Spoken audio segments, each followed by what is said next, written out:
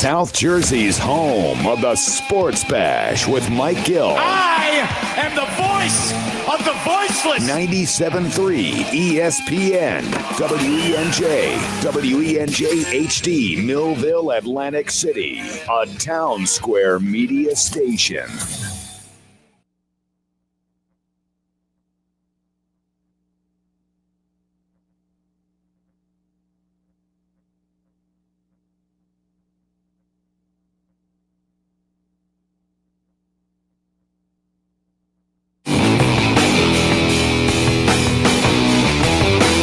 Hennig filling in for Mike Gill, Monday edition of the Sports Bash. 97.3 ESPN FM, the 97.3 ESPN mobile app powered by First Bank of Seattle City. And we are live as always on YouTube and Twitter where you can join the conversation, of course, on multiple layers. You can text the show directly through the 97.3 ESPN mobile app. Thanks to First Bank of Seattle City. Text board is open, 609-403-0973. And, of course, you can chime in on YouTube and Twitter. Busy show coming up today. A lot to get to on the show. Mike McGarry from the Press of Atlantic City on the Phillies weekend. Geoff Nadu is going to come on a day early this week. He comes on Tuesdays at 3 p.m., but he's coming on today at 3 p.m. Talks some NFL and college football over-unders. Wonderful time of year to get in on those over-unders. You got a gut feeling. You're thinking a little ahead of time. You want to make a little investment. The big man on campus, Geoff Nadu, will join us to talk about that. Football and forward, Jeff Mosher, as the Eagles began their joint practices with the Patriots today. We'll get to all of what the people said at and after practice with Mosher today at 4 p.m. Bob Wankel as well on the Phillies weekend from Crossing Broad. His weekly appearance at 4:40 on Mondays and Fridays. Phillies have an off day today, and they needed it, honestly, after this weekend, which was an embarrassment. And then more football talk with Jeff Kerr at 5:25. So we got a lot to get to on the show, and I'll get to the Phillies stuff in just a bit because, honestly, the Phillies ticked me off this weekend. You know, every time you think they're going to do something, you think they're going in the right direction, and then something like this weekend happens that just drives you nuts. Okay? So we'll get to that. We'll touch on that as well. All that and more here on the Sports Bash on 97.3 ESPN. Josh Hennig hanging out with you. But before we get to the Phillies stuff, because that's not going to change. They're off today. We got to get to the Eagles stuff because there's some serious positive developments coming out of training camp and these joint practices right now. First of all, we now have multiple days that we have seen Devonta Smith on the field doing work. And I don't think that can be underscored enough how much of a relief that should be for every Eagles fan out there. Because think about this. If you have any hope of seeing the most from this Eagles team this year, the maximum effort, the maximum ability, the maximum potential of this quarterback, this offense, this coaching staff, this organization, you need Devonta Smith on the field. And for him to be back out there practicing, running drills with the helmet on, doing cuts in and out of breaks, it's a great sign. And when I look at this football team, listen, I don't think the Eagles are a team that's going to contend for the Super Bowl. I'm not delusional, all right? I don't live in a fairyland. But what I do live in is the fact that I understand that this team had 4 wins last year, in part because you had horrible quarterback play and gross mismanagement by everyone in the organization of everything last year. So to me, anything better than what we saw last year is progress. And Devonta Smith is hands down not just the best receiver on this team right now. He might have even been the best receiver on the team last year, all things considered. So when I look at this team, I realize that him being on the field is extremely important if you have any hope for this team. And frankly, if you are a football fan, not just an Eagles fan, you have a situation where you know you want to see your first round pick on the field. I don't care what franchise you cheer for. If you see your team draft a guy, you want to see him on the field. And for me, when I look at Devonta Smith, I want him on the field. And to see him at practice, I don't know if he's going to play the preseason, but at least there's a positive in the right direction. At least it's something that we can, draw on, something that we can say, all right, that's a good sign. Also, when you think about another situation where, let's be realistic, we're seeing more and more production from this team defensively. If you watched any of the videos at camp today, if you saw any of the reports coming out of camp, this Eagles defense continues to impress. And we're no longer running the Y9. We're no longer dealing with any of that stuff. Okay?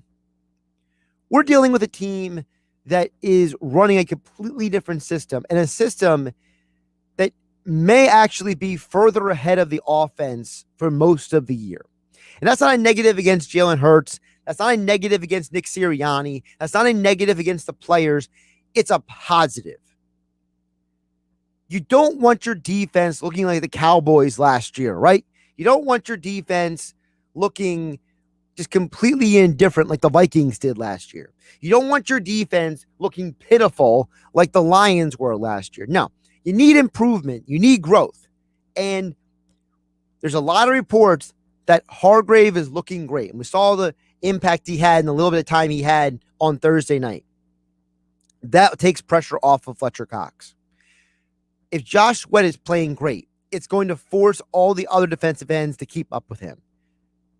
So he's leading the way for guys like Barnett to pick up their game. Milton Williams is playing D tackle and D end. And you know that he's playing well enough that the team trusts him to play those positions in live game action. You only have 3 preseason games. It's not like you have 4 games to figure it out. No, you have 3 games in these joint practices with the Pats and the Jets, and that's it.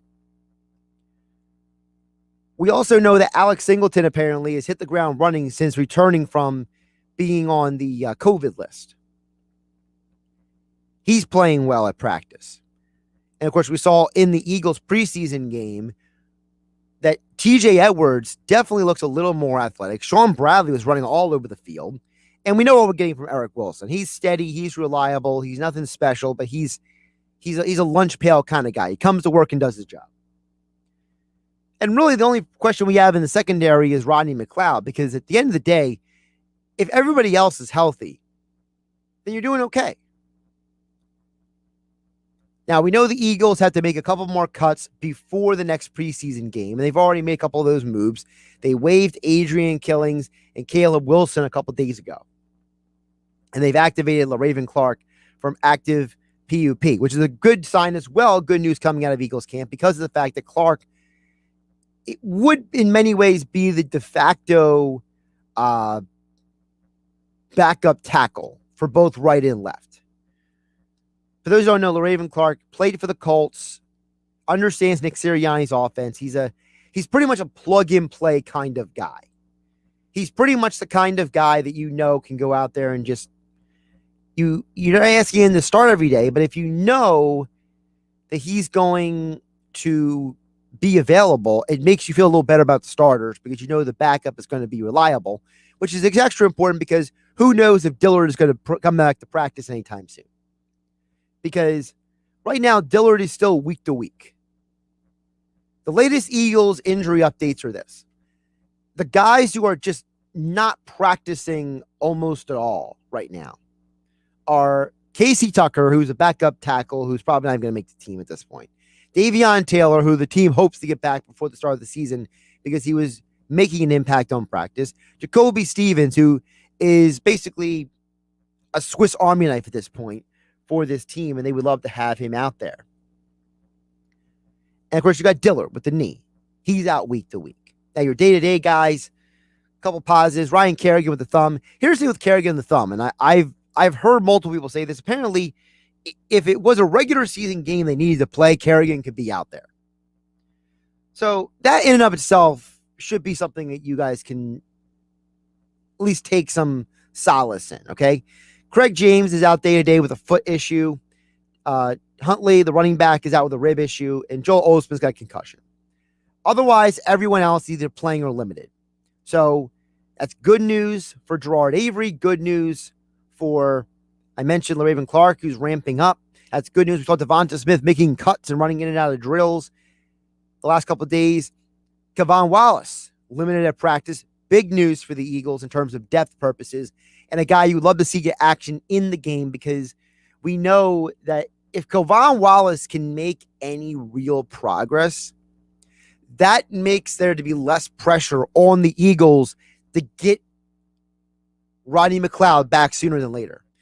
Because Kevon Wallace, in many ways, you look at him and you expect him to be like Rodney McLeod, a guy who's a hybrid box safety, a player who he's not great in coverage, but is serviceable in a zone situation, a guy who's a big tackler, a guy who's unafraid to go after the quarterback, unafraid to hit running backs, unafraid to hit tight ends. He's aggressive. He's bullheaded. He's strong. And he's a guy that I think that if he's healthy, you want him on the field week one if McLeod isn't ready. And like I said, if McLeod isn't ready, you feel better with, let's say, Wallace with Harris back there. Let Harris be the center field coverage safety and Wallace being the kind of the box tackle safety than you would, let's say, throwing a guy like Avonte Maddox or I don't know if it's a Marcus Epps. I know he's having a solid camp, but Epps is not the tackler and he's not the athlete that Wallace is. Now, what Epps doesn't have in athleticism and tackling, he makes up for in his all-around understanding of football and his football knowledge in terms of playing in the league for a while. So, again, definitely some good things coming out of camp with the injury front, with the defense. Now, Josh Hennig filling in for Mike Gill here on the Sports Bash on 97.3 ESPN FM, 97.3 ESPN mobile app. We are live on Facebook, YouTube, and Twitter. You can join the conversation. All the platforms. Text board is there, 609-403-0973. Priority messaging through the 97.3 ESPN mobile app. Thanks to First Bank of Seattle City. And as I say, we're live on YouTube and Twitter where you can watch the show and join the conversation. One other thing to take away from the Eagles practicing today. When you think about what this team, as I mentioned, could do offensively, and you want to see this team do well offensively, it's just a reality. The better this team is offensively, the better the future is going to be for this organization, because it's not just about this year, it's about the long term. If Jalen Hurts can show you that he can be a bona fide starting quarterback this year, it means you don't have to waste any draft picks on a first-round quarterback next year. If Jalen Hurts shows you that he can be the franchise this year, it allows you to focus on other positions next offseason. You're worried less about the quarterback. And if you're worried less about the quarterback, you know what you can do? You can go get the best player in the draft. Because even if that Wentz pick from the Colts only becomes a second-round pick, that means you have 2 firsts and a second that you can package together to move up in the draft. Because let's say the Eagles go 7-10 or 8-9 this year. They're obviously not going to have a bad pick, but they're also not going to have a great pick. They're probably going to have something in the mid-teens, presumptively. So if you have these picks and you can trade up in the draft to go get a big-name player, a big-time prospect, I think you do it. And there's guys out there that are going to be big-time prospects in college football. You know how much I love college football. I look at guys like Kayvon Thibodeau and others who are out there. There's tons of defensive studs out there that I think can make this defense even better. And the better the defense is, the less pressure there'll be on the offense. The less pressure there is on the offense, the easier it is for you to win games. And the easier it is for you to win games, the more games you're going to win.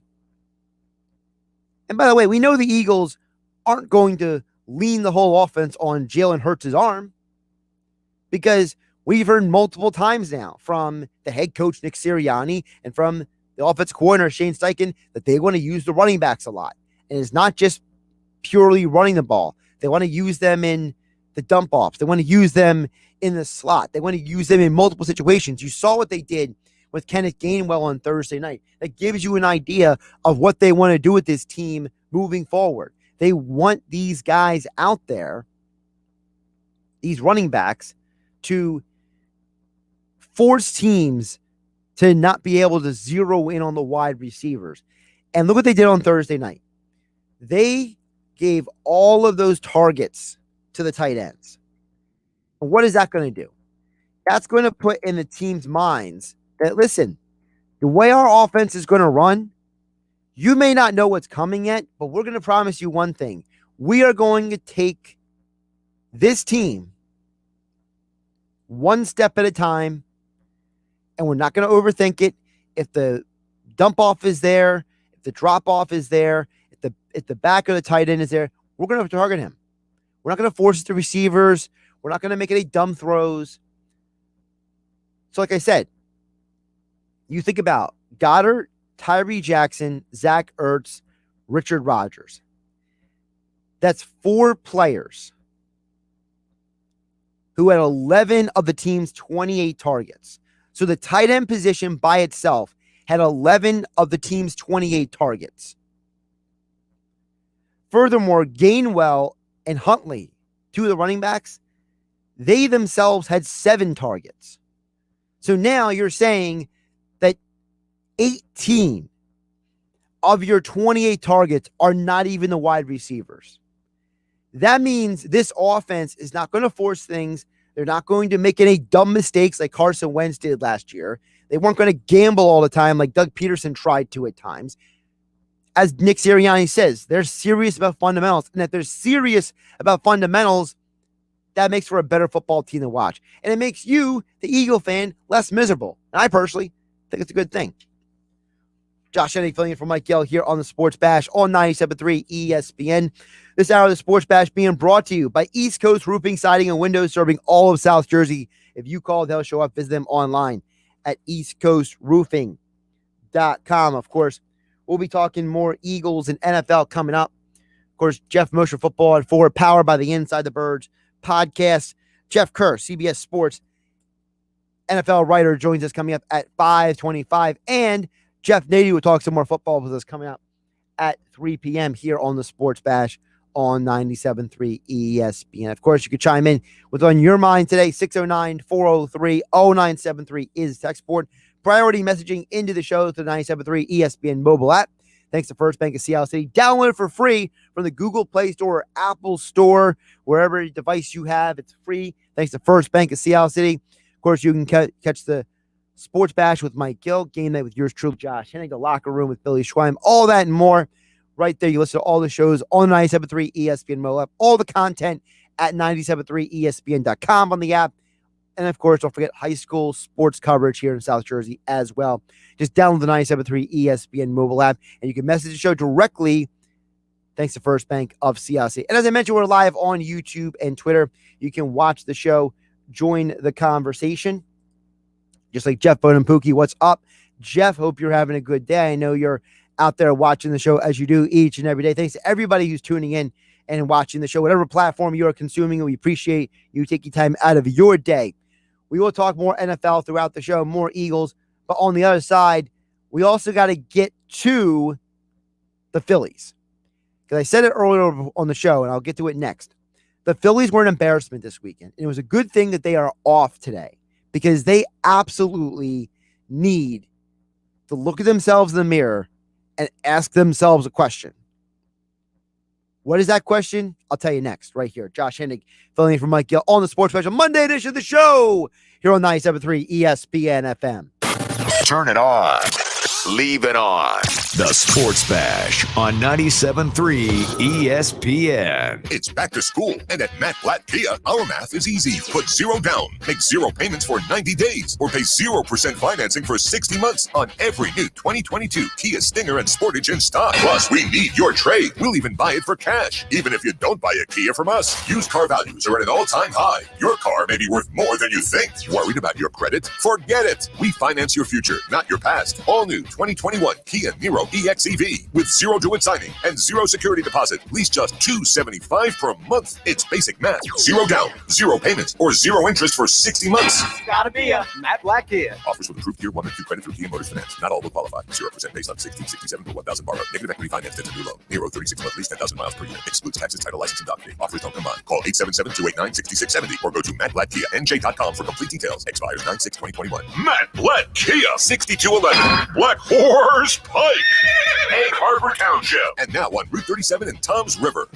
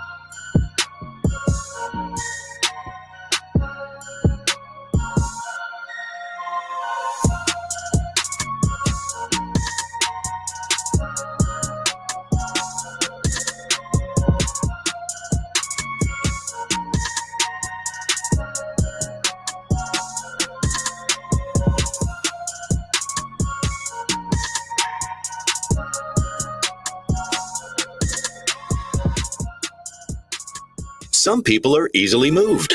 Wasn't that just the saddest movie ever? Whatever.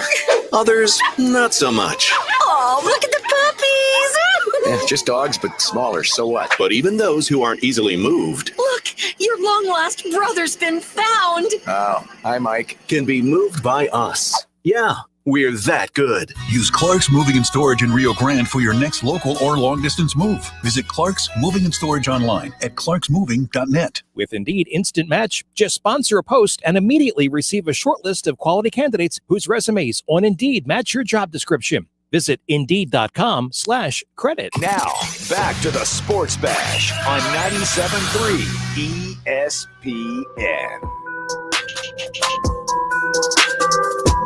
Josh Hennig here on the Sports Bash, filling in for Mike Gill here on 97.3 ESPN FM, 97.3 ESPN mobile app. As always, we are live on YouTube and Twitter. You can watch the show. Of course, you can join the conversation on multiple platforms. Text board is always there. Of course, you can direct message through the show. 97.3 ESPN mobile app. Thanks to First, thanks to Seattle City. Priority DMs into the show. You text the board 609-403-0973 as well. And of course, you can chime in on YouTube and Twitter. Sports Bash being brought to you by Matt Blatt Nissan. The all-new Matt Blatt Nissan is now open on the Black Horse Bike and Egg Harbor Township next to Home Depot. Visit them online at mattblattnissan.com. So I mentioned before the break, the Phillies after this past weekend need to ask themselves a question. And the question is this. What reason do the Philadelphia sports fans have to keep caring about you?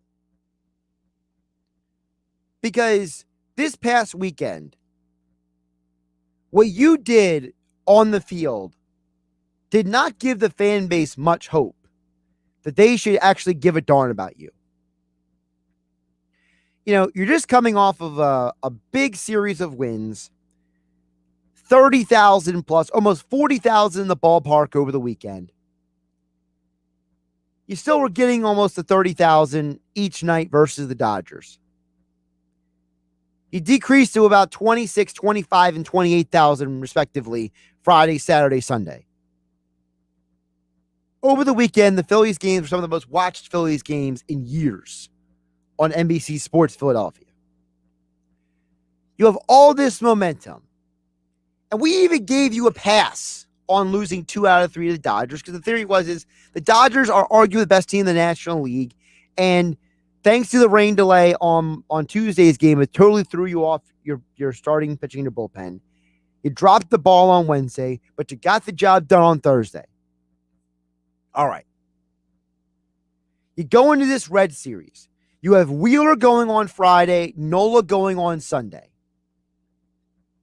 So the working theory is you should be able to win 2 out of these 3 games. Instead, you're making us all question, why do we care about you? Why are people going to the ballpark to watch you? Why are people taking time out of their summer, taking time out of their day, taking money out of their pocket and giving it to you? Because you lost the 2 games that you're supposed to win. Arguably the worst start by Wheeler on the year, and you can only score a run against a guy who, frankly, is one of the most above-average pitchers in all of baseball. Tyler Mahle is your prototypical solid Major League Baseball pitcher. 3.58 ERA. Nothing special. Okay? The dude has 155 strikeouts on the year. Good, not great. There's nothing about this guy that says, oh, well, this guy is unhittable. He's good. He's not great. But Jay, you left your guy out to dry. You left your guy out there to lose a game that you couldn't even muster up more than 1 run in, and didn't even get that 1 run until the 9th inning. Furthermore, this is a guy who is not even the best pitcher on the Reds. So you leave us on Friday night disheartened. You win the game on Saturday, technically against their best pitcher, Castillo, after Matt Moore decides to go out there with one of the best starts of the entire season, and you win that game. So it's like, all right, well, you lost on the Wheeler start, but you won the game you maybe weren't supposed to win. So maybe that's a positive sign for Sunday. And then Sunday's game comes along, and as soon as India, who he has been playing pretty poorly this entire series. He was 0 for for the series, goes out there and just crushes a home run. Crushes it. And you're like, well, that's not a good sign. By the way, India went 3 for 5 in Sunday's game. Your first run of the game is a sac fly. So maybe you're thinking, all right, well, they're gonna work this team, right? Then you go down 4-1 after Naquin walked with the bases loaded. That was a bad sign. You started getting back into it. It's 4-3 thanks to Harper and Gregorius. And then what happens? Then the bullpen happens. Brogdon gives up runs. Neris gives up runs. Somehow Falter and De Los Santos, so the two pitchers, don't give up any runs in the bullpen. And you lose the game 7-4. Against a team that when you expect Wheeler and Nola on the mound, they should be able to put you in a position to win. Nola has probably his worst game in about a month. 4 runs in 4 1/3 innings. Wheeler has arguably his worst game of the season.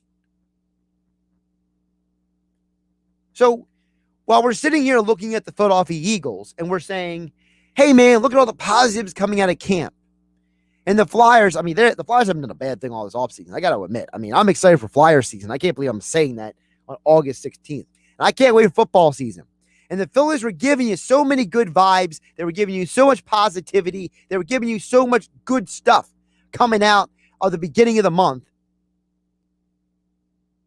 Now you come around and you lose 2 out of 3 to a Reds team that you should have won 2 out of 3. So you lose 2 out of 3. So I ask you, what reason do we have to still believe in this team? If you lose to the Dodgers, that's one thing. They're the best team in the National League. And honestly, the one game went completely sideways because of the rain delay on Tuesday. So I don't even know if I can even... Is that really a loss, or is that more just bad circumstances, right? But your 2 best pitchers go on the mound, or you're supposed to be 2 best pitchers, and you lose both of those games. It's frustrating. And I think it's a good thing the Phillies are off today, because I think they need a day to recalibrate. They need a day to refigure things out. Because after this weekend, they're going to be on the road for the next 6 days. They don't come back home until August 24th. And even when they do come back home, in and of itself, it's only for 6 days anyway. And then they're right back on the road for an even longer road trip. 9 games at the end of August into September. Maybe they need to get away. Maybe they need a road trip to get out of town. To find themselves again, to figure things out. Because, let's be realistic, apparently being at home didn't help them that much.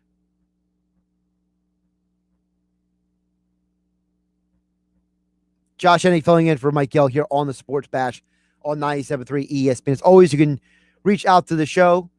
Message us through the 97.3 ESPN mobile app. Thanks to First Bank of Seattle City. We're also live on Facebook and Twitter. Also, the text board is open, 609-403-0973, where Gene from Game Courthouse is very unhappy with me, it seems like. Gene says, do you ever have a positive thought, or are you just a negative Nancy every single day? The Phillies lost 2 out of 3 versus a very good Reds team and are a game out of first place. Lighten up, dude. That's from Gene in Game Courthouse. Well, first of all, Gene, you must have missed the first 20 minutes of the show, where I was extremely positive about the Eagles.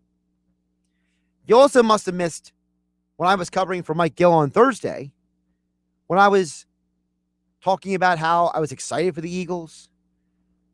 I was okay with the Phillies winning on Thursday's game. I was looking forward to the weekend versus the Reds. I'm positive when positive is necessary. I'm not going to lie to you. Listen, if you want me to come on the radio and sugarcoat things, I can't do that. I'm not a liar. I'm not here to manipulate people.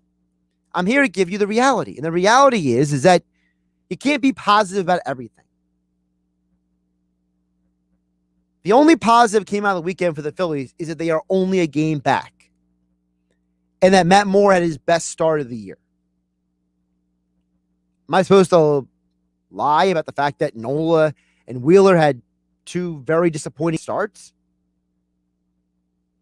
Am I supposed to come up here and not talk to people about the fact that the offense against a Reds team, listen, you can call them very good all you want, but their pitching staff is not exactly the best in baseball.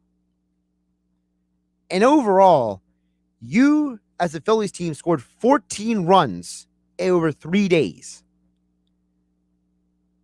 Now, 6 of those runs came in one game. The other 2 games, you scored a total of 5 runs. You're better than that. I know this team is better than that. So, Gene in Cape May Courthouse, listen, if that makes me a negative Nancy because I'm a realist, then I'm a negative Nancy. But apparently you missed the entire first 20 minutes of the show where I was very positive about the Eagles. So, it is what it is. We'll get to more of your messages coming up a little bit later. 609-403-0973 is text board. You can message the show through the 97.3 ESPN mobile app. Thanks to First Bank of Seattle City. And of course, we are live on YouTube and Twitter. Josh Hennig filling in for Mike Gilbert. Coming up next, we'll be joined by the president of Atlantic Cities. Mike McGarry joins the show every Monday, Wednesday, and Friday. We'll talk more Phillies and such with him coming up right here on the show, 97.3 ESPN FM. Josh Hennig filling in for Mike Gill on a Monday edition of the Sports Bash. This is the radio home for Philadelphia Eagles football. The Eagles continue the 2021 preseason this Thursday night, hosting the New England Patriots at the Link. It's under center. Hitting back, hit, and he is dropped back at the 30. It's Bennett with the sack. Merrill and Mike call all the action starting at 7:30. This is where the Eagles play. 97.3 ESPN, South Jersey's Eagles station.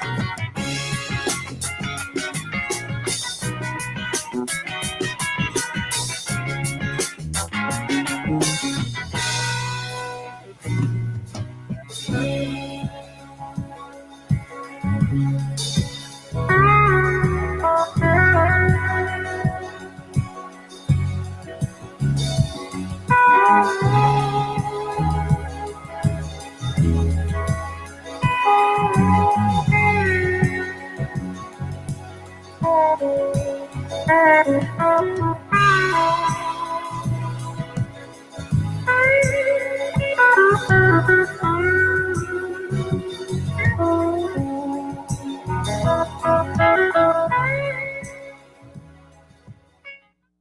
can watch the Sports Bash live now on Facebook, YouTube, and Twitter. Search 97.3 ESPN or visit our website, 973ESPN.com. Josh Hennig filling in for Mike Gill here on a Monday edition of the Sports Bash. 97.3 ESPN FM, the 97.3 ESPN mobile app. As always, we are live on YouTube and Twitter. We're joining us right now to talk more about the Phillies. Mike McGarry from the Press of Atlantic City covers all sports for the Press of Atlantic City. Joins us right now on 97.3 ESPN. As Mike, I quantified this earlier. You tell me if I'm reacting or underreacting. But to me, I believe the 2 out of 3 to the Reds was a disappointing weekend for the Phils. Yeah, absolutely. It was a disappointing end to a 9-game homestand that saw them go 5-4, but saw them take the first 3 games from the New York Mets. So you start the homestand 3-0. At that point, you've got the Dodgers and the Reds. You've got starts from Zach Wheeler and Aaron Nola coming up. You're probably thinking 6-3 minimum on the homestand. Instead, you finished 5-4. So, and you were in first place last weekend, and you start today a game back. So, no doubt that it's a disappointing end to a sour end to the homestand. When you look at this Phillies team, what are they at this point, Mike? Are they a team that should win the division, can win the division, maybe not will win the division? Like, how do you quantify them at this point? I think they're a mediocre baseball team with definite flaws, defense being the primary one. But it's a team that's in contention to win the division and can win the division. I think right now I might give the Braves a slight edge in the race as we head down the stretch, but I would fully expect the Phillies to be in contention for the division of the final week of the season and maybe go into that final weekend with a chance to win the division. So, the Mets are kind of in a tough situation now where, they just lost 3 straight to the Dodgers. They've got games with San Francisco, 3 with San Francisco, 4 with LA on the road in the West Coast. So the Mets are in danger. They're 2.5 back. They're in danger of kind of falling off the pace with this tough schedule. So it's the Phillies and Braves, and there's no reason why the Phillies, for what they are, a mediocre baseball team, but a mediocre baseball team that's capable of winning the division.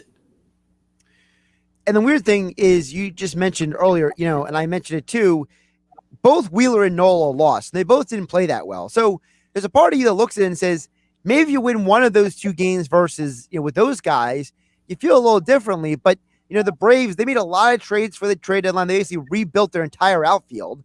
So there's a part of me that says, look, if the Phillies pitching staff can get fixed and situated, they can win this division, because I don't know if the Braves pitching staff is really that much better than the Phillies. Well, 2 things you got to look for there. You have a Zach Wheeler who is kind of struggled a little bit as of late, and struggled Friday night. By his own admission, said he just felt out of whack. Now, he said he didn't feel fatigued, but he said he felt out of whack. And when pressed to say, well, what does out of whack basically mean, he did not go into details, or said he could not go into details. But you've got a guy in Zach Wheeler who I think his previous career high was around 197 innings. I think he's thrown close to 160 innings so far this year. So that's something to watch as we proceed down the stretch. And you've got Aaron Nola, who is the 2016 version of Aaron Nola. We need the 2015-17 version of Aaron Nola if we are to contend for the playoffs, if the Phillies are to contend for the playoffs. I thought yesterday's start was concerning, based mostly on his reluctance to kind of throw the fastball. He said he didn't have command of it. He tried to rely on, off-speed pitches mostly, and he didn't get through the 5th inning. So Aaron Nola's got 8 starts left. You're going to need Aaron Nola and Zach Wheeler at the top of their games, I think, to make the postseason. Mike McGarry joining us here on the Sports Bash on 97.3 ESPN FM at AC Press McGarry on Twitter. Mike, coming up, according to ESPN stats and information, the Phillies have the most games left versus teams that are 7.5 games out of first place. So they have 24 games versus those teams. The Braves have 14 versus those teams. Do you put any weight into this remaining schedule, or do you feel like it's negligible because of how the last few games went? Well, I think it's better than, facing what the Mets face, right? 3 games in San Francisco, 4 in LA, and then I think 3 more at home against the Giants. So it's better than that stretch. The Mets could be out of it by September 1st. So I think the Phillies got 20 of their next 28 against sub-500 teams. I think it's 30 of the last 44 against sub-500 teams. But hey, it's baseball, right? And what does that mean? Joe Girardi, when we brought up the schedule to him yesterday, said he didn't want to hear about it. He didn't want his players to hear about it. And funny things happen in baseball, right? You look at this past weekend, Matt Moore throws 6 hitless innings, and the Phillies win a game you thought they were going to lose, and they lose games where Zach Wheeler and Aaron Nola start when you thought they had a better chance to win. So funny things can happen in baseball, but obviously you'd rather have the Phillies schedule.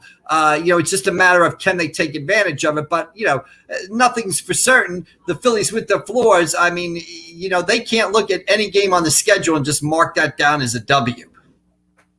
Speaking of the schedule, how important was it for them to have a day off today? Was today a good day for them to kind of hit the reset button and recalibrate, you think? Yeah, absolutely. It allows them the bullpen to rest, especially yesterday after you go to, you start bringing relievers in the 5th inning because Nola can't, goes 4 and a third and can't give you more deep length deep into the game. So you get to reset your bullpen. You're not playing on the West Coast. You're traveling to the West Coast, so it gives you a day to adjust. I mean, again, you talk about the Mets schedule, but look at what they face. They played Sunday Night Baseball last night. Now they're in San Francisco tonight. So, you don't want that sort of situation. And it allows you to sort of set your pitching up. You probably can get Matt Moore in there, another start on Saturday in San Diego. So, yeah, the days off on Monday have been key for the Phillies, and today's a big one. I think you always want one when you're going from East Coast to West Coast.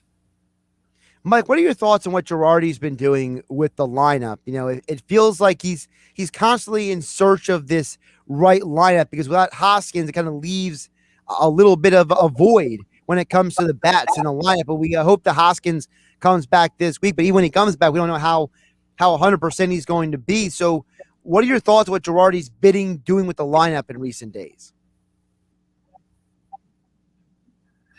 Yeah, I think he's juggling, right? Trying to find a right combination. One thing, during their 8-game winning streak, the Phillies hit 18 home runs. Then against the Dodgers and the Reds, where they went 2-4, I think they only hit 3 home runs. Now, part of that is Hoskins out of the lineup. But obviously, they've sat Bohm down recently because defensively he just wasn't viable out there on the field. So now you've got him out of the lineup. So, and you were trying to get McCutchen back in the lineup after he came back off the disabled list. So I think he's just trying to juggle stuff with some injuries. Obviously, the Phillies are better when they're hitting the ball out of the ballpark. Haskins should give him a boost when he comes back, hopefully this week for the Phillies' sake. But, yeah, I just think he's trying to juggle and find the right combination and just hoping you're hoping this time of year that somebody gets hot and can carry you. Kind of Bryce Harper was doing that for a while and has done a great job of that. But you're looking for, you need another guy or two. And the guy I'm kind of looking for is JT Realmuto. I think, he got hot a little bit, the beginning of the homestand, a little bit the second half of the year. But if you look at his numbers, it's kind of been a disappointing season for JT. So they could really use him to get hot these last 44 games. Who's a guy that we haven't talked about yet who needs to figure things out? Is there a guy on this team offensively? Because we know McCutchen's come back. We know Hoskins will come back. But there's somebody that we haven't talked about yet that, if they step up, you feel like that makes this team much harder to beat. Well, interesting you say that. I think I think it could be Odubel Herrera, right? Odubel Herrera has been streaky his entire career.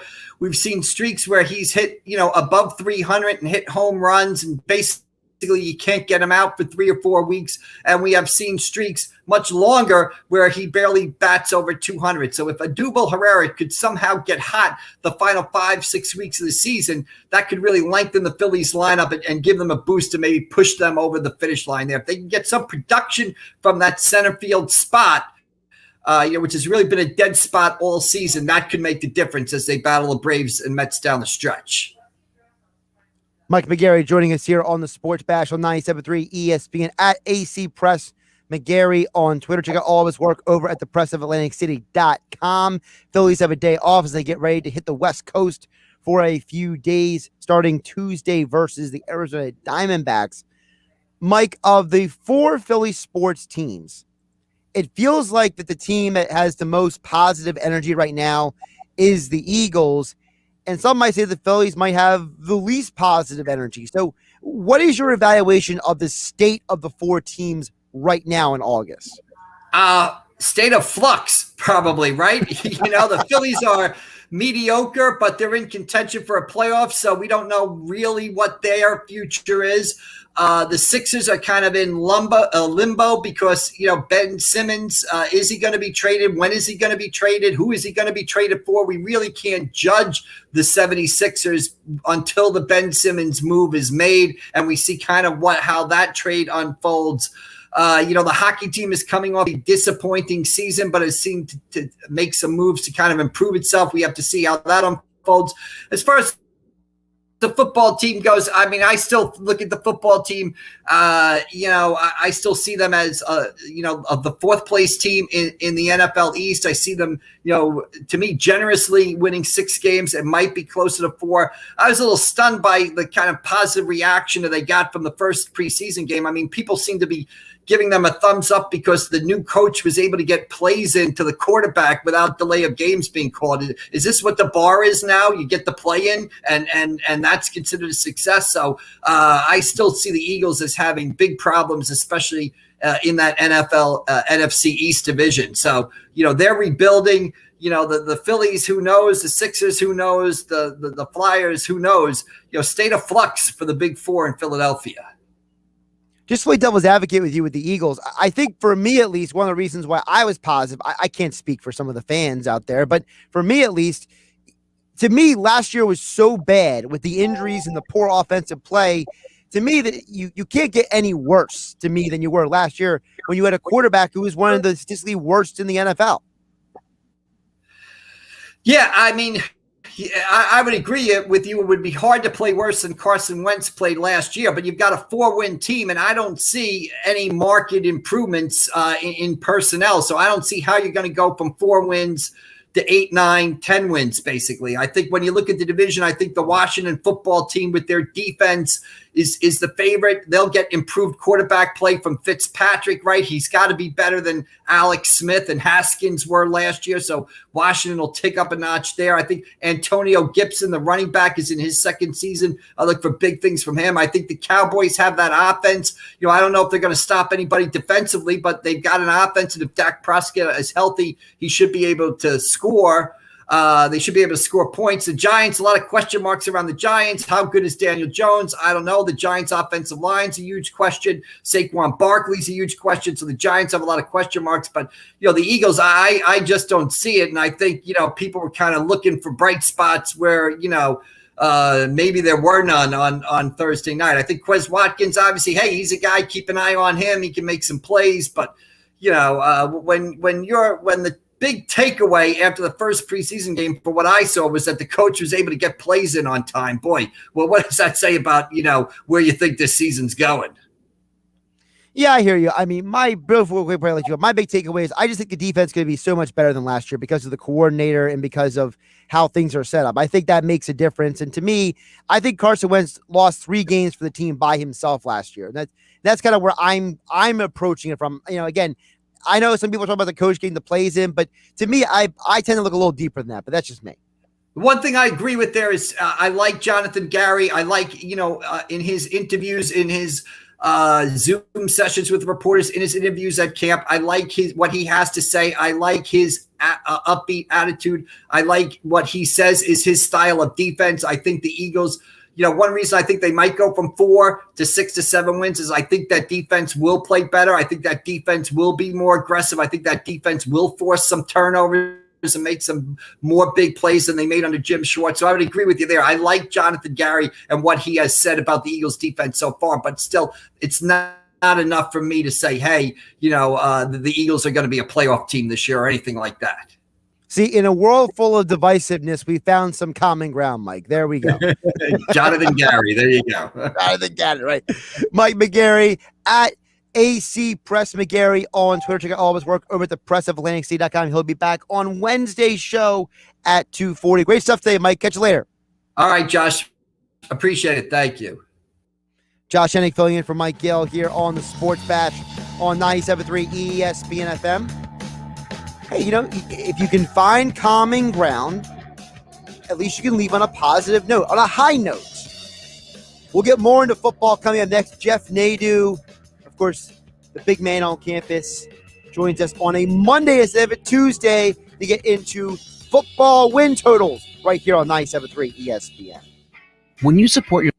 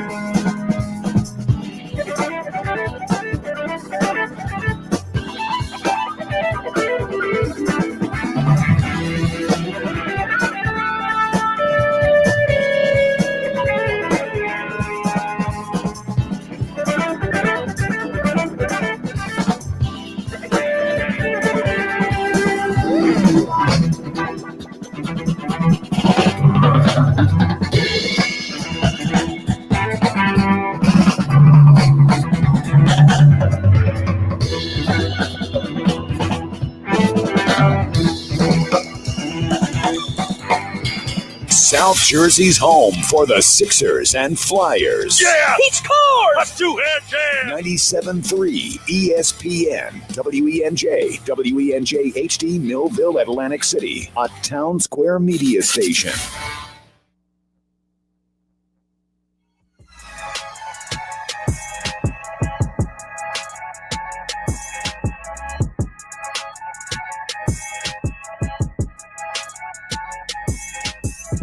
Monday edition of the Sports Bash. Josh Hennig filling for Mike Yell here on 97.3 ESPN FM, the 97.3 ESPN mobile app, free thanks to First Bank of Seattle City.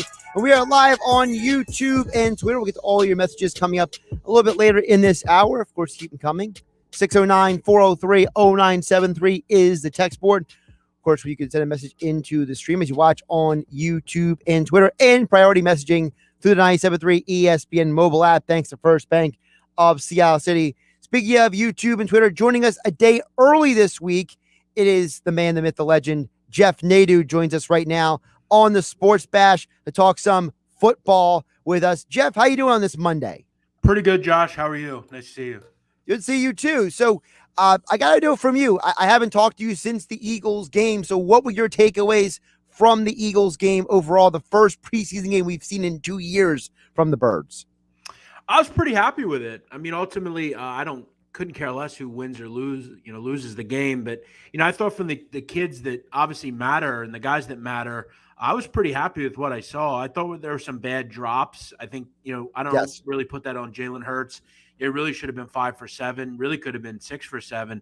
Had a big time throw that he wasn't able to complete. But, getting them back, I think, would be a little bit different. I've been really happy with what I've seen out of this defensive line. Javon Hargrave's has been terrific. Milton Williams, the kid out of La Tech, he's played well. I'm interested in seeing, from what I understand today, Eric Wilson had a good practice against the New England. I'm really interested in seeing what these linebackers can do because, Alex Singleton was awesome. This team is, over the last couple of years, as we know, they don't really ever value linebackers. And I feel like if they can get a couple of these guys to hit some of these free agents like Jannard Avery or Eric Wilson, I think they can have something here. Secondary continues to get strong. Everybody's back to kind of their natural positions. It's really, for me, about understanding what the depth is on this team, and that's what I think preseason games are for. But ultimately, I was pretty happy. We didn't see any Miles Sanders, which I'm not real worried about. I think you're kind of seeing, the running back group is stacked. I mean, you've got a lot of kids that I think are going to try to push to make this team. So I'll be interested in seeing more this week. Another game. The second and third games are obviously the ones that you really kind of want to see. And look, we want to see Devontae Smith as well. Well, the good news is we did see Devonta Smith back at practice doing individual drills. And listen, if you're coming off an MCL sprain and you're out there in helmet cutting and bobbing and weaving, I think your knee's doing pretty good. So to me, there's more positives coming out with this team than negatives. I think that's the biggest thing, considering how miserable last year was. Yeah, and I think when we look at it as a fan base, I think we're just starving for something at that position. But when we really look at it, Josh, there's not a lot of talent at the receiver position for this team. I mean, let's just be honest with ourselves. I mean, we don't know what you're going to get out of Jalen Reagor. I mean, Greg Ward, nice third string kind of guy, but not a starter.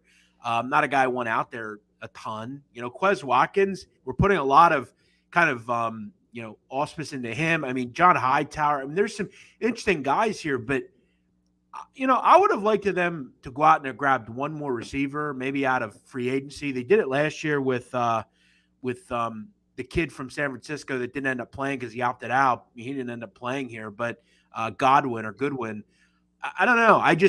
You're putting a lot of stock in a rookie and a second-year player, one of which that was injured last year. So I think you almost have to keep Zach Ertz around here, as much as it's kind of a weird, fluid situation with him. He's still a guy, I think, that's more talented than most of these guys. Well, also we saw them, 11 of the 28 passes on Thursday night were to tight ends. So right. It's not like Sirianni came in and said, scrap the tight end, we're done with that. No, they were saying, look, if the tight end's open, hit the tight end over the middle. We don't care. And realistically, the deep pass you mentioned that Hurts missed on, if he literally would have gone to option 3, it would have been the tight end in the flat. So we know the tight end is going to be open at least early on in this offense. So keeping Zach Ertz might not even be a bad idea, like you said, because there's so much youth at the receiver position. Yeah, we know they like to run out of that 12 personnel. They ran out of it, really right away out of the game the other night. I'm pretty happy though with Quez Watkins. Those are one of those selections that, I'm a guy that obviously looks at really all the deep, low level college football, the smaller side, smaller teams. I was pretty high on him coming out of Southern Miss. He always had very good rapport with whether it was Nick Mullins or Nick Abraham or whoever. He was always a very good receiver, quick, feisty, fast kind of guy.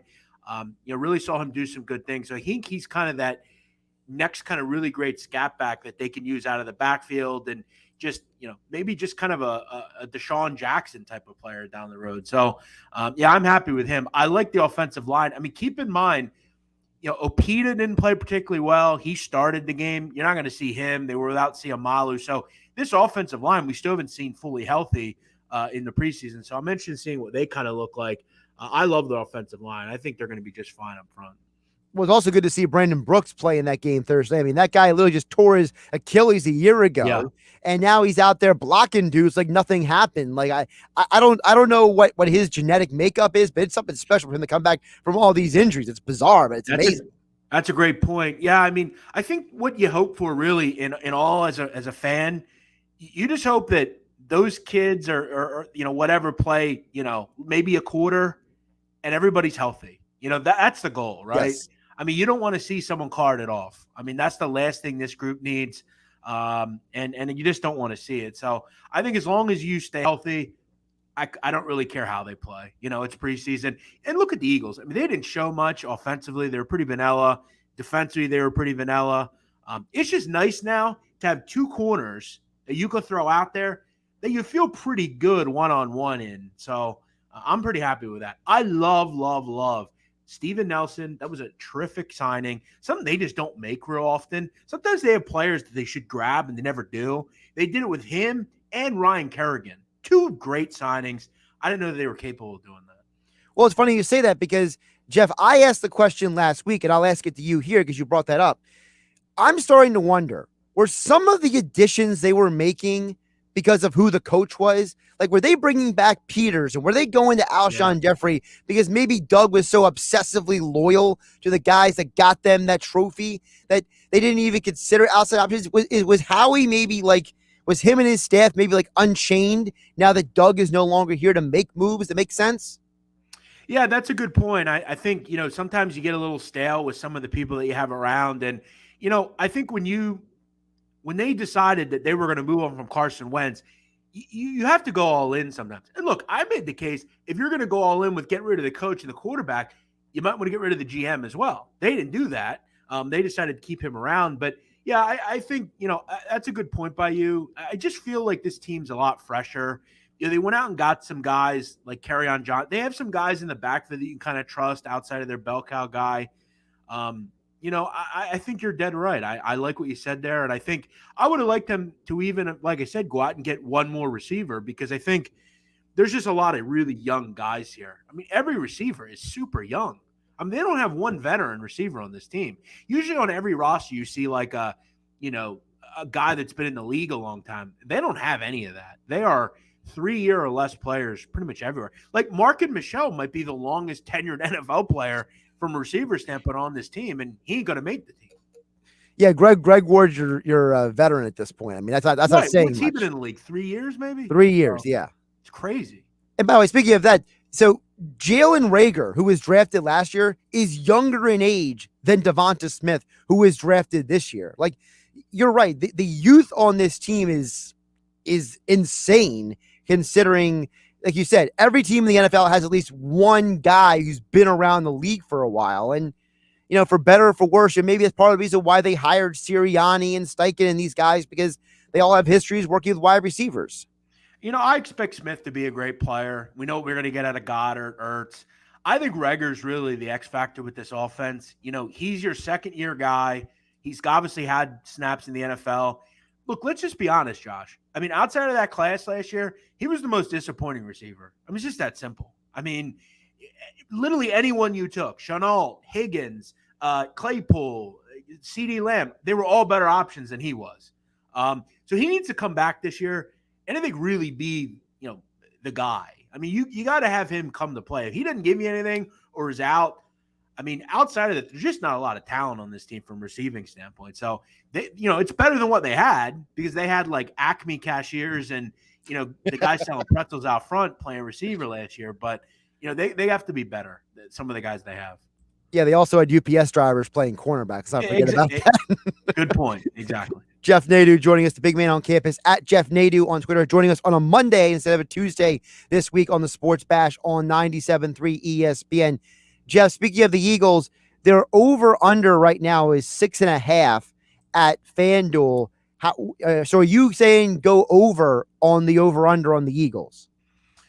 Yeah, I will say, I mean, I'm not a big win total guy. I think generally they're a waste of time. I mean, you just have to tie your money up for way too long. I mean, you're really just flipping anyway.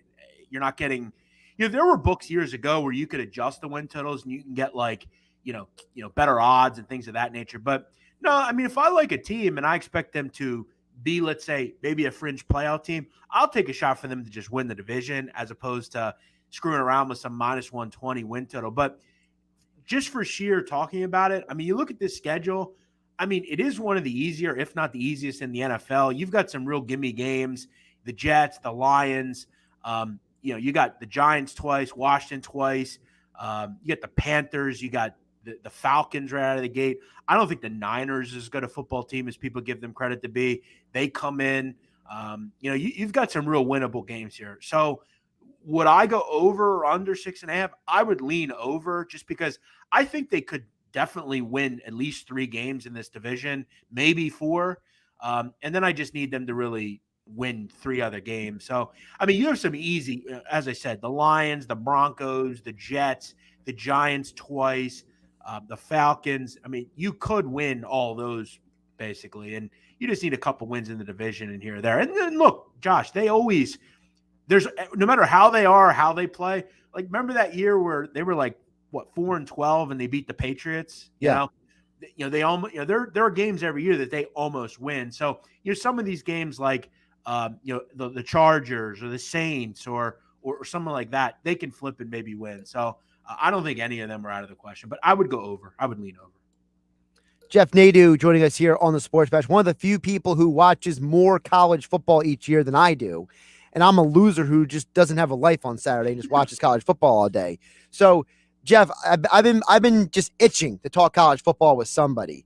And to me, one of the things I'm excited about this season is that because we have a little bit of normalcy back in the world, obviously not total normalcy because of everything that's going on, but we have a little more normalcy. And I feel like because we're going to have at least a football schedule to work with starting with August 28th moving forward, I'm so excited about this season. Everyone's like, oh, well, Alabama's number one as always. I'm like, yeah, but this is a year where you might see some legit upsets happen because of the fact that because of all the guys who didn't go into the draft this past year. Yeah, I'm more of the one to say, and I think if you're not saying this as a college football fan, I think you're kidding yourself. I think it's a pretty open year. Yes. I don't, Clemson is really good, but they don't have Trevor Lawrence. Alabama's really good, but there's no Tua walking through the door. Now, look, Bryce Young could be the next, Tua Tagovailoa there, and he probably will be. But I think someone other than those two are going to win this year. Obviously LSU will be back into the fold. I'm a big Oklahoma guy. I bet them 2 different times. I think there's teams that are kind of outside of the box that we're not really talking about. Miami is a really interesting team. They come back this year with De'Aaron King off a major injury. That's a really good football team. You obviously have the Notre Dames and the Ohio States and teams like that. But I'm one to say that I think parity's a lot more pronounced this year in college football. Plus, you mentioned there were so many teams last year that just didn't play very many games. I mean, you look at the Pac-12. I mean, They didn't start playing till like November.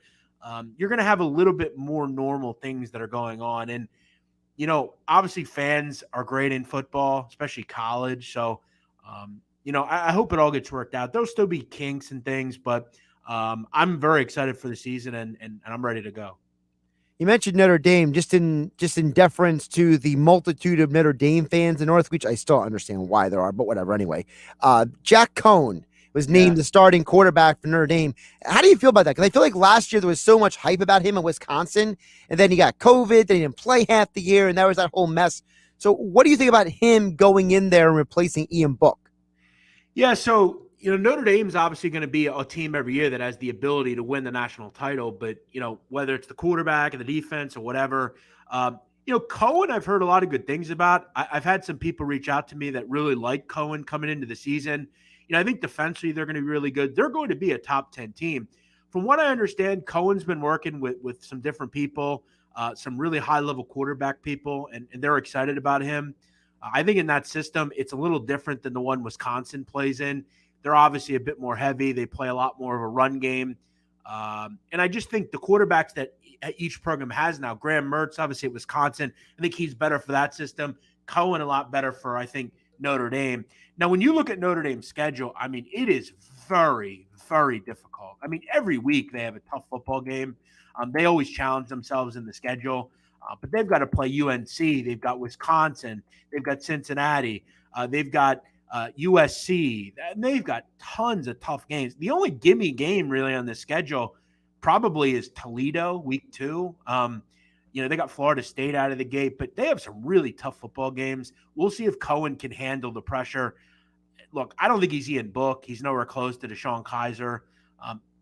I'm interested, but this schedule's really tough. So I'm not running to jump on that bandwagon. You mentioned Clemson earlier. In your mind, is the Georgia-Clemson game potentially one of the most consequential games of the football season? Of course. Now, from a betting standpoint, I think it's really difficult. Generally, I lean on the favorite in these kind of games. But I think both teams – but when I look at Clemson, obviously, we know what Olagalele is. Again, though, he hasn't really had a ton. He only played in 4 games last year. You're going to have Justin Ross back. Defensively, we know they're always good. But Georgia's going to be good as well. They get back George Pickens, one of the best receivers in the country. They've got great quarterback play. Defensively, we always know that group brings it. It's going to be a high-level game. There's a lot in turn for these teams. Is it a completely – well, for Clemson, for both teams, it's important. It's not a backbreaker. But Clemson obviously has a better go of it just because of the schedule that they're going to face. ACC is not the SEC, as we know. If Georgia wins that game, could that be the team that could, maybe become the threat to Alabama that we talked about? Well, of course. And I think they are the threat. I mean, I don't, I guess we can bring up other teams, but let's just be honest with ourselves. If Georgia beats Clemson, I'll ask you, who the hell do they lose to on the schedule? The schedule's a joke. It's UAB, South Carolina, Vandy, Arkansas, Auburn, Kentucky, Florida at Florida is tough, but Missouri, Tennessee, Charleston Southern, and Georgia Tech, they're not losing that schedule. I'll tell you right now. So, yeah, they're on a collision course for the SEC title with Alabama, and we need that as SEC people and people that love this conference. Well, and also the Florida thing you mentioned, but Florida graduated a lot of guys from last year. And I know that I forget the quarterback's name. I know he's so overhyped right now coming in, but losing Brian Johnson, I think, is a big loss for them because he had been Dan Mullen's right-hand guy for years at Mississippi State and then later at Florida. So losing him to the Eagles, I think, is actually going to be something that hurts that new quarterback coming in. Yeah, and you're talking about Emory Jones. Yes. Who, has really always been one of those QB1 guys, kind of those much heralded recruits. This is one of Dan Mullen's original recruiting guys that he brought in 2018. But, again, Kyle Trask, a guy that was really, really good there. To go from him to Emory Jones, I guess you could say there are things that Emory Jones could do that Trask can't. But remember, they lost a lot of talent offensively. They lose Kadarius Toney. They lose Kyle Pitts, Trevon Grimes. This is a team that lost a lot of talent. Now, again, I like Mullen as a coach. His offensive teams are always very good. This was not a good defensive team last year. They gave up 31 points a game. They do bring a lot of reinforcements in, though. Went out and really hit the transfer market hard. They obviously have to hope that they're better on that side of the ball. But, that game against Georgia obviously is going to be tough. I kind of have them in the top 15 range as well. Anyone would. I'm just really not that interested in Emory Jones. They're just not.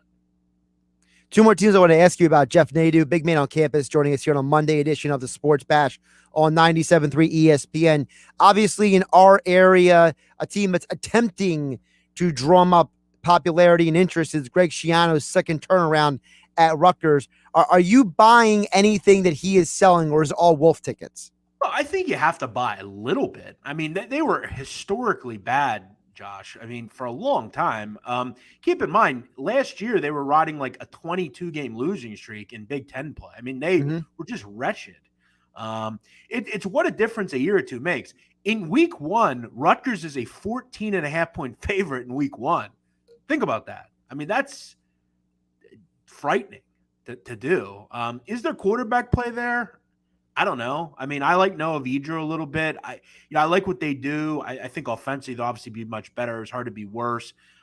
They had obviously last year forced a lot of turnovers. You've got to figure that week out. You're not going to get that. They do have a pretty good defense, though. I think they'll be in a lot of low-scoring games. I think the goal is to kind of be almost a bit like Wisconsin in a way, where you kind of fall in the run attack. You have decent quarterback play, but it's really about defense and running the football.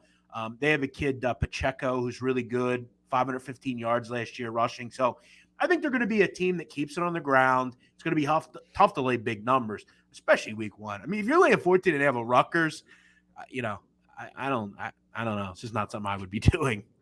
Well, they do start the year with Temple, Syracuse, and Delaware. So there is an outside chance they do start 3-0, which would be interesting. Yeah, true, but it's not. I'm not running again to bet on them laying over 2 touchdowns against really anybody. Geoff, the final thing I want to ask you about is a team that's got a lot of controversy hanging over its head, Arizona State. I mean, listen, I like Jaden Daniels a lot as a quarterback, but considering all the accusations coming out against them, could this be a season just there's too many clouds hanging over them?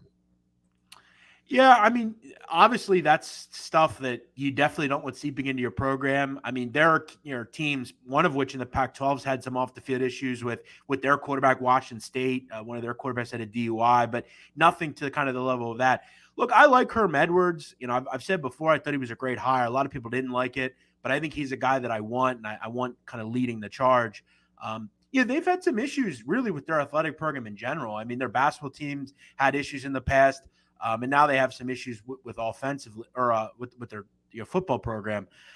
On the field, I think they're really good. I think for me in the Pac-12, they're probably the team I want most. I like Daniels. Defensively, they're in great hands with Antonio Pierce. I know Eagles fans hate him, but he's a great defensive coach. Yes, he is. I really like them. I think they battle it out with USC and Utah, a team I really like as well.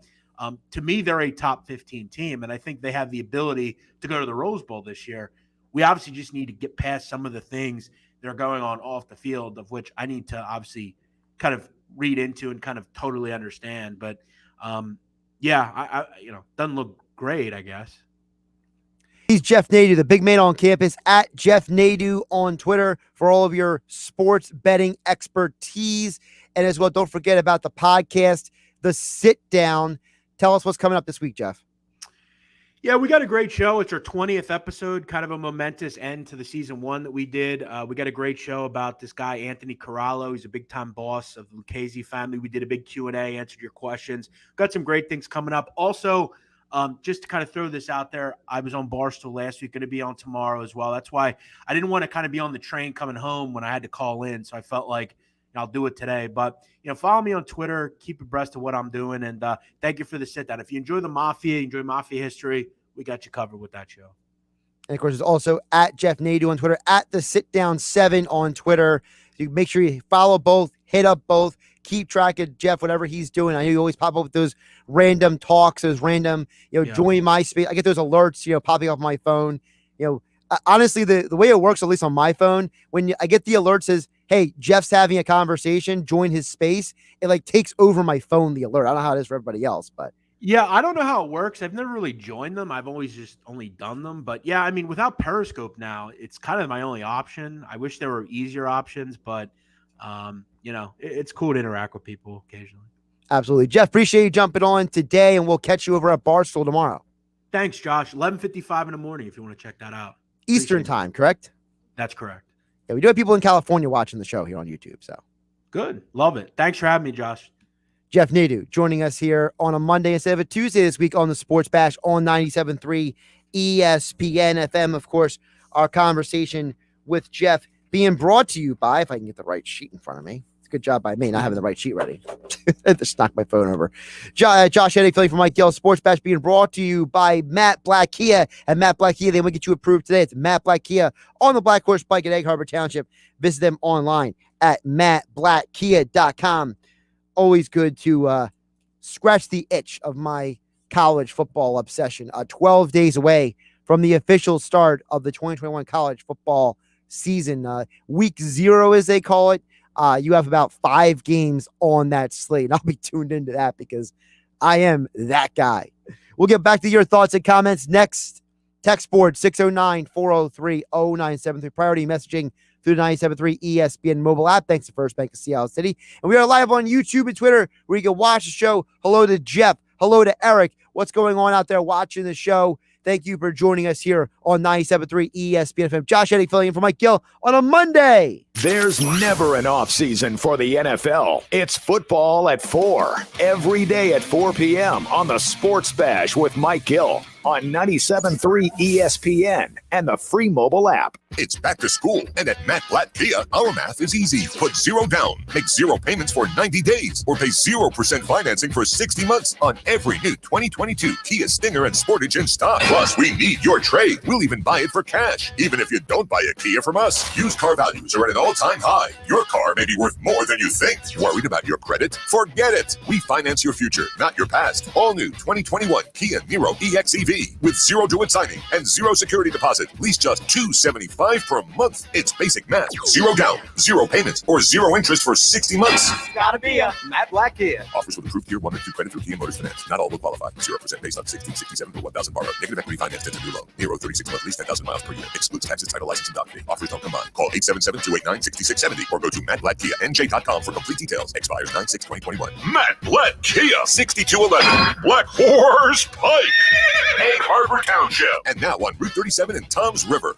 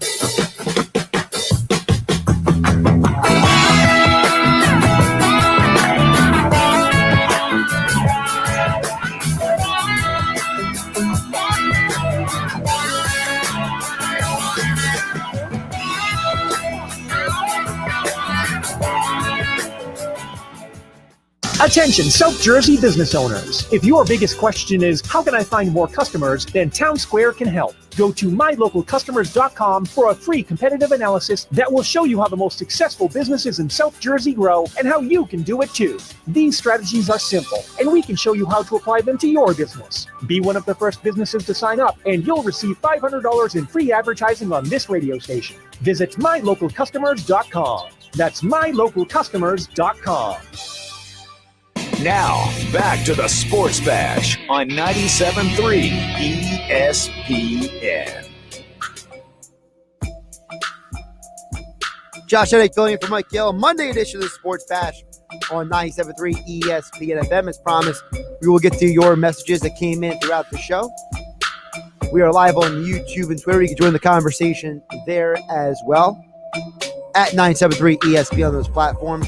Don't forget 97.3 ESPN mobile app, priority messaging through the app for all your Eagles, Sixers, Flyers, and Sixers, Phillies, high school sports coverage. And you can message the show through the 97.3 ESPN mobile app. Thanks to First Bank of Seattle City. And, of course, text board is there, 609-403-0973, 609-403-0973. Get the messages as the order they came in. Nick from Brigantine says, Josh, I owe you and Mike Gill an apology. 1 month ago, I asked who will win the division. Both of you said Atlanta. Last week when the Phillies took first place, I busted you guys' chops on Billy Schweim's show. Well, you're right on point now. My bad. It's Nick from Brigantine. Well, first of all, Nick, you don't have to apologize for disagreeing with us or busting our chops. I mean, I think we're both adults, Gill and I. I think we can handle a little criticism, right? Listen, here's it with the Phillies. When you asked us who we thought was going to win the division, we thought it would be Atlanta, but it didn't mean we didn't think the Phillies could win the division. It didn't mean that we didn't want the Phillies to win the division. Frankly, when the Phillies are playing well, I feel like the summer is more fun. And honestly, after the misery of last summer between, the COVID lockdowns and the bizarro baseball season, any Phillies winning is just a refreshing breath of fresh air. So to me, I want the Phillies to win. But if you ask me to be completely objective and take my bias out of it, yes, a month ago when you asked that question, Nick from Brigantine, I did think Atlanta was going to win the division. Now, if you ask me on August 16th, I think the Phillies can still win the division. I think there's something real to this whole to this whole situation with the schedule.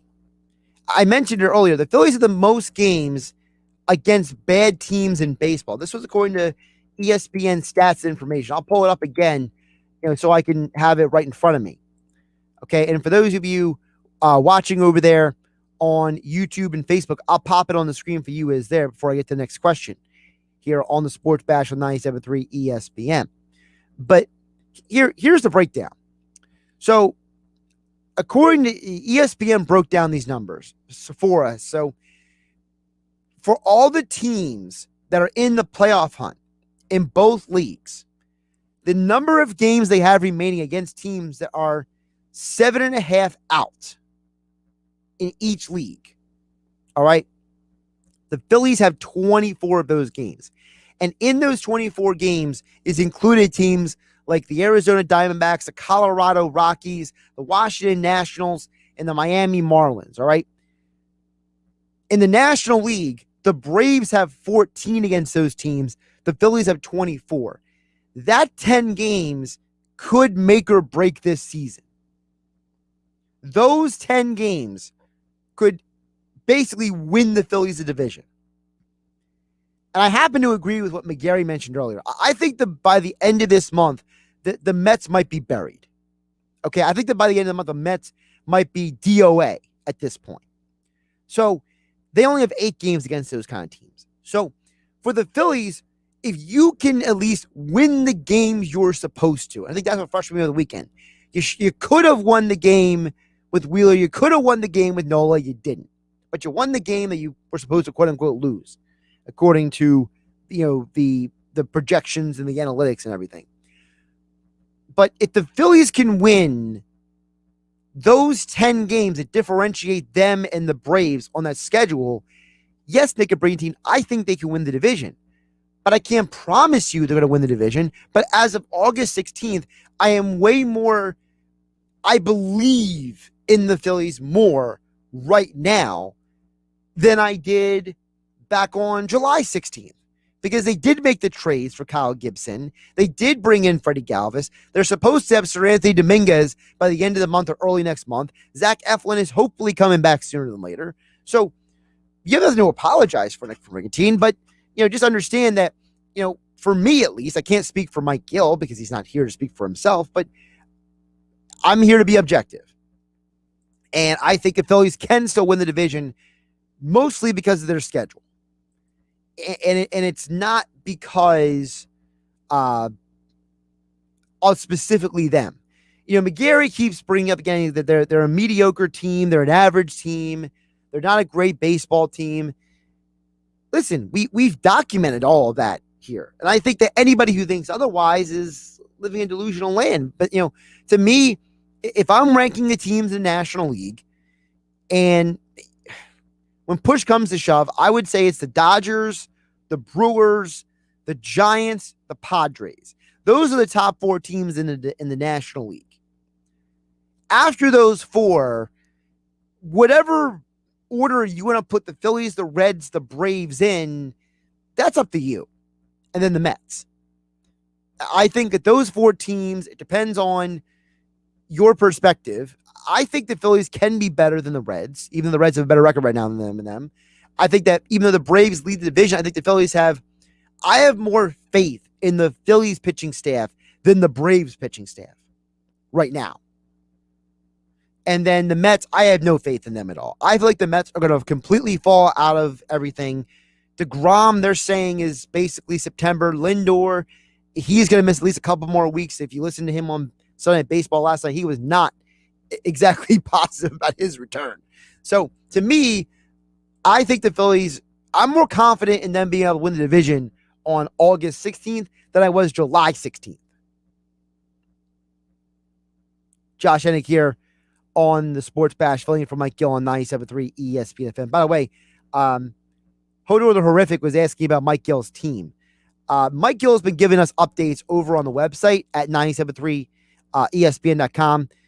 They're 1-1 right now in their round robin pool play. They're playing actually right now in New York. So we'll have another update on the team tonight on the website and on the 97.3 ESPN mobile app. But right now they're 1-1. So the expectation is that they have a couple more games of pool play and they'll decide where they stand in the overall tournament when it does actually go down the knockout round. So right now they're 1-1. Big win on Sunday. Tough loss on Saturday. But all the details are over at 97.3 ESPN.com and 97.3 ESPN mobile app. Thanks to First Bank of Sea Isle City. A couple more messages for us to get to. Of course, 97.3 ESPN mobile app, priority messaging. Thanks to First Bank of Sea Isle City. You can message us on the YouTube channel at 97.3 ESPN and on Twitter as you watch the show. And, of course, text board 609-403-0973. A little bit earlier, Gene from King Courthouse chimed in. He followed up his text by saying, so let me get this straight. You're positive before the season starts, then negative starting game 1. Got it. Love the show. You just got to give them a chance. Yeah, G, I think you're being way too simplistic about it. Listen, I tend to, and again, I can't speak for Mike Gill, but I can speak for myself. And I look at it like this, Gene. I say, like I said to Nick, I'm more confident in the Phillies on August 16th than I was July 16th.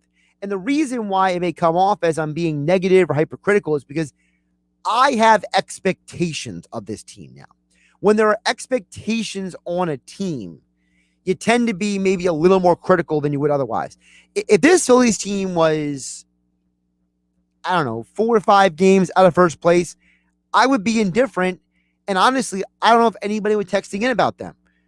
We have had more texts and messages today about the Phillies than any other team or topic right now. If I'm adding up all the messages on the 97.3 ESPN mobile app, on the YouTube and Twitter page, and on the text board at 609-403-0973, there are more people chiming in, commenting on the Phillies than there are about the Eagles, and football is supposed to be king, right? Nobody is talking about the Sixers right now. The Sixers are like out of sight, out of mind. And for the Flyers having a great offseason, a lot of the attitude right now is call me when September ends, basically, and when the hockey season starts. So for us to be talking about the Phillies as much as we are, it's because we care. And we're critical of them because we know they're better than this. I'm giving them a chance just because of the fact that I believe they can be better. I think this team can win the division. If you asked me to right now to get onto the FanDuel Sportsbook app, promo code Hennig when you sign up, your first bet risk-free up to $1,000. More details at sportsbook.fanduel.com. Gambling problem, call 1-800-GAMBLER. But if I go onto my FanDuel Sportsbook app, my phone right now, and you told me I had to put my money on a team to win the division, I'm putting it on the Phillies. And it's not because I'm a fan. It's because of the fact that I do believe this team can win. And when I see them losing games that they could win, it frustrates me. And honestly, I would probably be even more frustrated if I did take all the money I had and put it on the Phillies, because I'd be grinding my teeth after watching this weekend. So listen, Gene and Courthouse, I understand where you're coming from, and I appreciate you texting in, and thank you for listening to the show, and I appreciate that you enjoy 97.3 ESPN. We love that you love the show and that you listen every day. But if the team does bad, I have to be critical of it. Because guess what? If I'm not critical of the Phillies, you know what's going to happen? People who are messaging the show right now are going to be telling me, why aren't you more critical? Why aren't you criticizing this team? And like I said, I have gotten way more feedback today on the Phillies than I have on any other topic today. Because people care, Gene and KB Courthouse. We care about the Phillies. We want the Phillies to do good because it's been so long since they've been good, and the summer is better when the Phillies are there to watch. They are bringing people to the ballpark, whether they win or not right now. But as long as they keep winning and then go on this road trip and they can take, let's say, I'm going to pull up the schedule in front of me real quick, but if I'm assuming that between Arizona and the Padres that they have those 6 games, right? I'm going to go with the idea that if they can do more than break even on this road trip, that we're going to feel a lot better about them when they return home against Tampa. Yeah, so they got Gibson tomorrow, Suarez on Wednesday, and Wheeler on Thursday. If they sweep those 3 games in Arizona, which won't be easy because Arizona, they don't have a great pitching staff, but they can slug. They can bang the ball. So if Gibson, Suarez, and Wheeler could hold the fort down, get those 3 games to Arizona before they go to San Diego, it makes the San Diego series a little less stressful. Because you go into the San Diego series, and one of the pitchers you're facing is Musgrove. He's one of their best pitchers this year in San Diego. And you have Moore going against him. Now, if Moore can pick up where he left off in his Saturday start, then you have confidence in that game. Otherwise, San Diego just got Tatis Jr. back. They're one of the best hitting teams in all of baseball. And to me, if you can sweep the series in Arizona, you win at least 1 out of 3 in San Diego. That means you won 4 out of 6 on this road trip. You come back home against Tampa. You split. You break even with them, let's say, and there are 2 games set in Philadelphia. Then you got Arizona for 4 more games. And let's say you win 3 out of 4 against Arizona in that series. Because, 4-game series, anything can happen. You're sitting pretty. So, yes, I do think the Phillies can win. And by the way, I love the message from Tom in Margate at 609-403-0973. Tom in Margate says, Josh, you're not a negative Nancy. This weekend was a double Scotch and Guinness weekend all the way. because of Zach Wheeler and Aaron Nola pitching. That's Tom marking. By the way, also Tom sends in the emojis, the shot emojis as well. So Tom isn't just telling me he was pounding the scotch and the Guinness this weekend. He's sending the shot emojis. I got to say, though, I was out this weekend. I was surprised at the amount of people who were drinking either Guinness or Bud Light this weekend at where I went. I got to admit, I was very surprised. That, and I saw a lot of people drinking Twisted Tea. I feel like maybe I had the wrong impression of this establishment before I got there. But I'm looking around, I'm like, wow, a lot of you guys are way different category than what I'm used to. I try to go out to different places. I try to experience different things. I feel like this summer is an opportunity for me to, just kind of observe how the rest of the world lives, right?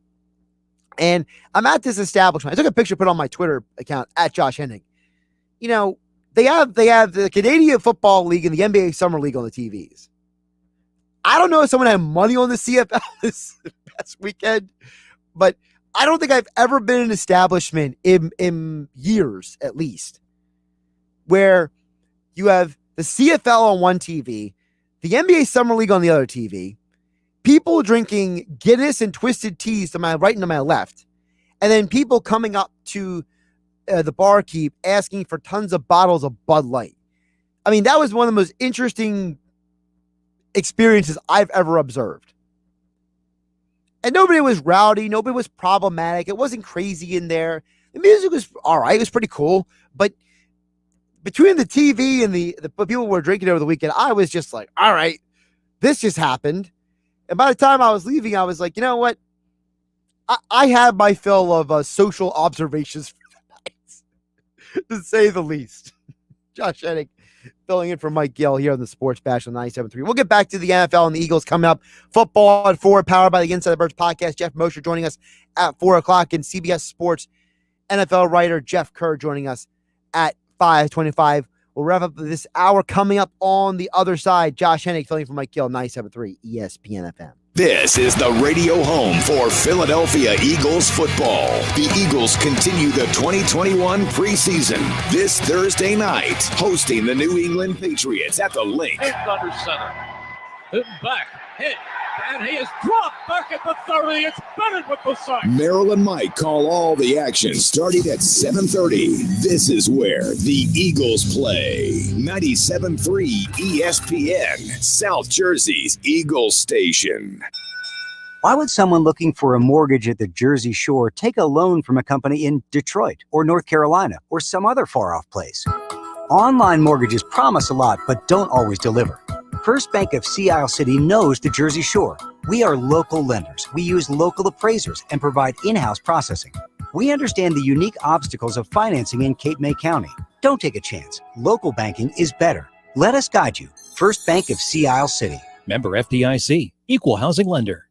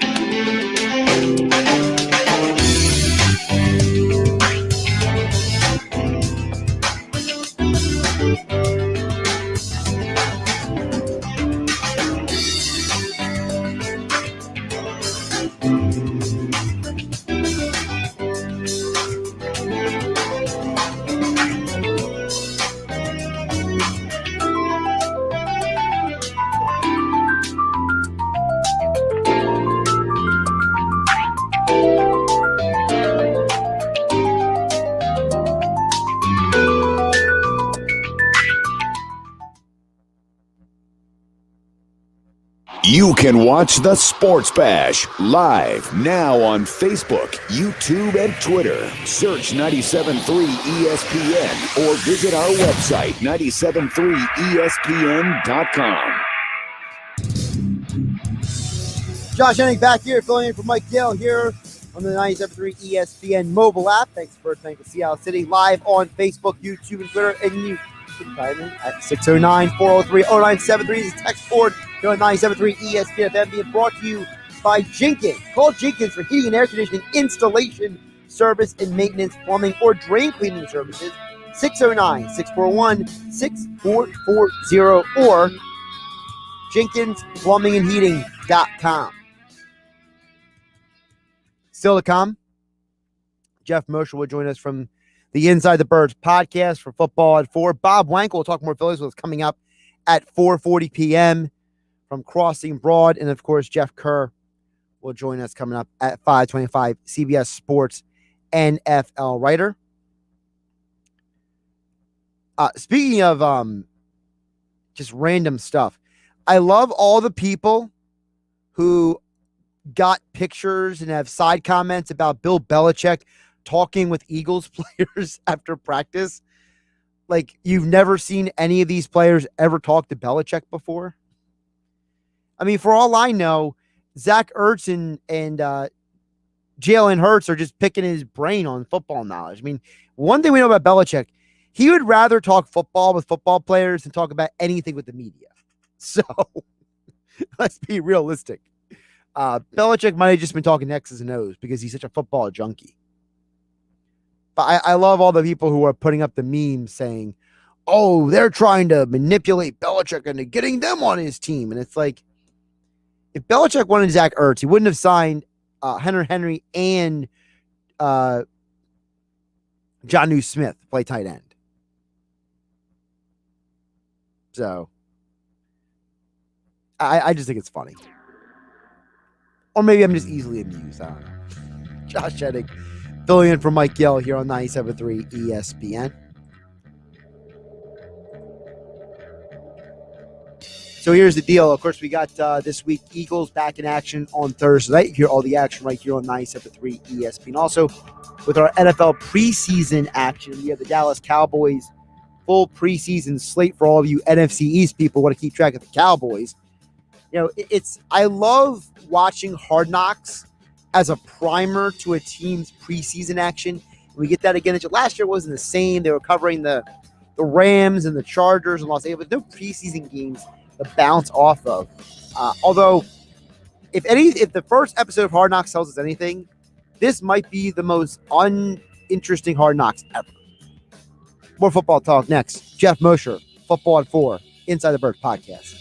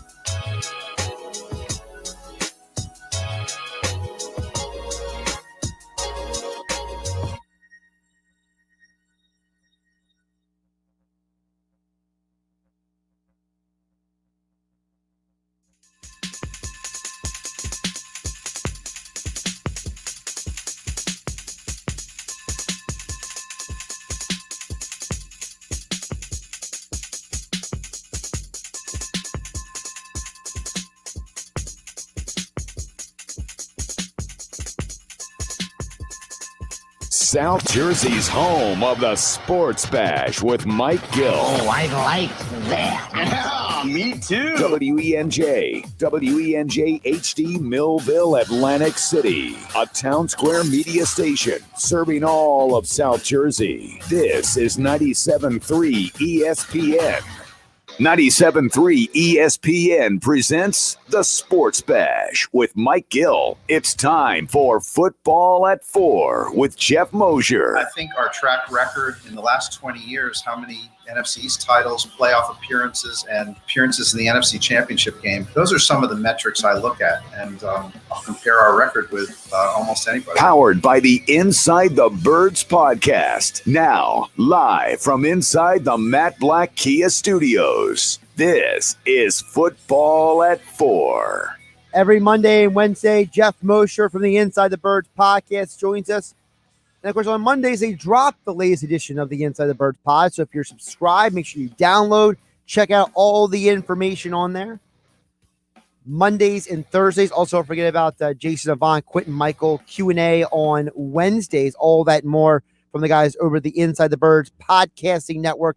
And Geoff Mosher joins us live with a wonderful background. Nice little background there. Geoff, how you doing? Good, Josh. We had this a while back, but I've had to move my home studio around 5 different times. So I finally was able to bring this sucker back. It's nice to see it.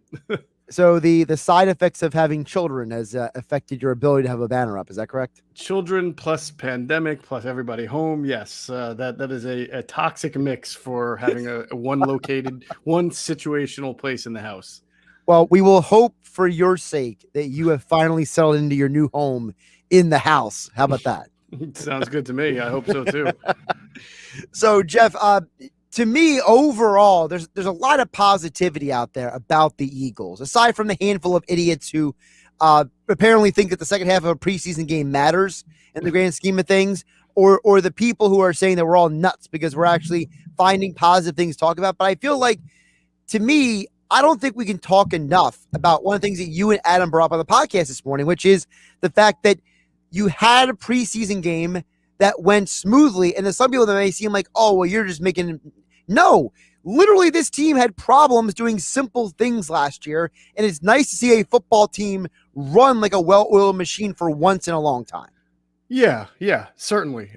And, you know, we make all of our statements under the umbrella of it's just the preseason, but fair enough. The first game, new coaching staff, new head coach, what you're looking for is clean, crisp decision-making, play, substitutions, anything that goes on during the course of a game where it requires the head coach and the defensive coordinator to be on their cues. And I thought that they were. I thought that you did not see any, for Nick Sirianni to go through different personnel formations from 11 to 12, not have any problems there. I didn't think that there were any issues. I thought he actually, not only just personnel formations, but I mean, there were times where he was even spread. I mean, he showed a lot of different looks. So, and there were no issues there. Nothing that I thought needed to be challenged that he didn't challenge.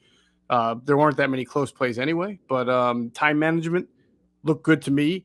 Josh, I think the one big question you come out of it with, there was an opportunity. I think they were 4th and 5 inside the 30-yard line of the Steelers. They went for the field goal, 47 yards. Fine, you got to get Jake Elliott his work in too. But what is Nick Sirianni going to be on 4th down in comparison to Doug Peterson? I don't know that any head coach following in the footsteps of Doug Peterson is going to be as aggressive on 4th down, and even with going for 2 after touchdowns. But I also know that was a big part of their success in 2017. It's a big part of what this organization has preached from an analytics standpoint. But the head coach is the head coach and is the one who makes the decisions. So we'll have to see in regular game situations, right, if he is going to sometimes push the pedal a little bit, go full throttle in those 4th and makeable situations. Do we read anything into, speaking of Sirianni, the fact the offense targeted the tight end 11 out of 28 times on Thursday night?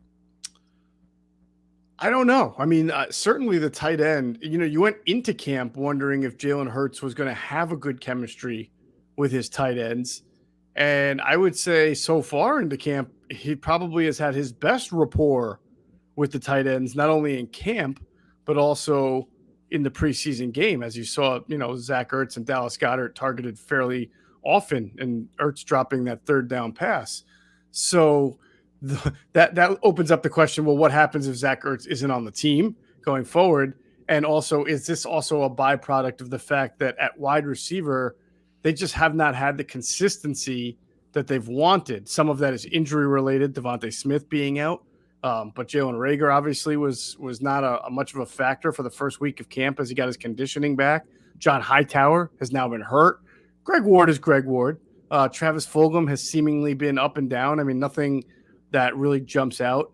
And, of course, Quez Watkins has had a nice camp as well, and certainly a good preseason game. But I don't know that Quez Watkins is all of a sudden going to be your number one or number two receiver. I think there's a little bit too much being made after that first game and even after a decent camp about what he's going to be this year. Yeah, no offense to Quez Watkins, but I said this on Friday last week. I saw the Quez Watkins play every year in college football for the last 5 years. The throw out to the fast guy on the bubble screen. Like, yes, it's great the Eagles executed it. It's great. But I mean, at some point we got to realize if you watch enough college football, there's a fast dude on every team that catches the bubble screen and runs 70 yards for a touchdown every week in college football. So no offense to Watkins, but I think I'm more complimentary of the other players who executed the play that I have of him on that specific play. It's a great point and one that we made in Inside the Birds. First of all, it was a great check and call by the coaching staff and Joe Flacco. The Steelers were blitzing a whole lot. That's a great blitz beater type of play. So kudos to Sirianni, Steichen for having it there in the playbook, Flacco for checking into it.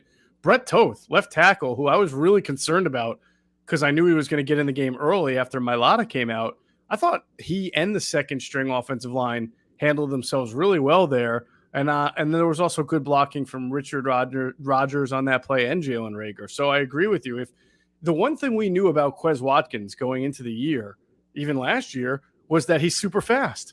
And that's really the only question that was answered from Quez Watkins on that particular play. You saw him catch the ball and you saw that he's super fast. But I think it's a better testament that he's caught more balls in camp, that he got a chance to run with the first team recently, that he's been a little bit more reliable. Now, Josh, it's my understanding that, this coaching staff is pleased with him, but they still also want to see more. They want to see some of that full focus and investment, 100% knowledge of the playbook and doing everything right from a mental standpoint every single day. So, take what you see again with a grain of salt. It is good for his development, but if you're thinking that Quez Watkins is now this team's number one or number two wide receiver, I think that's where you've crossed the line a little bit and gone too far. We have to see a lot more. Geoff Mosher from the Inside the Birds podcast joining us every Monday and Wednesday here on the Sports Bash on 97.3 ESPN at Geoff Mosher NFL on Twitter. Also go to InsideTheBirds.com for all of their Eagles coverage all year long. Geoff, you mentioned number one receiver. To me, major positive, Devonta Smith with a helmet on, running individual drills, taking the jugs. The Eagles will put the video out there on their Twitter account. That's kind of like their check sign to everybody. Like, see, he's fine, nothing to worry about. Running drills. So at least we know that Devonta Smith's knee injury is maybe a little more precautionary than it is serious.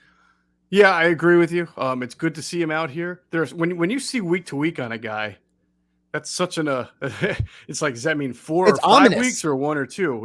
And for example, a guy like Davion Taylor, you were hoping that it was week to week, sort of in the Devontae Smith sense, where he would be back within a week or 2.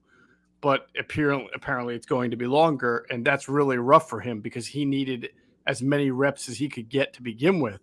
So it's good to see that. And I think just for what I said on the wide receiver group, Josh, it's really important that Devontae is out there getting his rapport with Jalen Hurts, because the one thing about him is, even though he's a rookie, and why they drafted him so high and why they love him, is that he is all business all the time. He's a perfectionist at what he does. He's a master at his craft, and that's not just on the field, but in the classroom. When he steps at the NovaCare each day, even when he was hurt, you saw him quickly at the jugs machine, standing next to the head coaches. He's fully invested.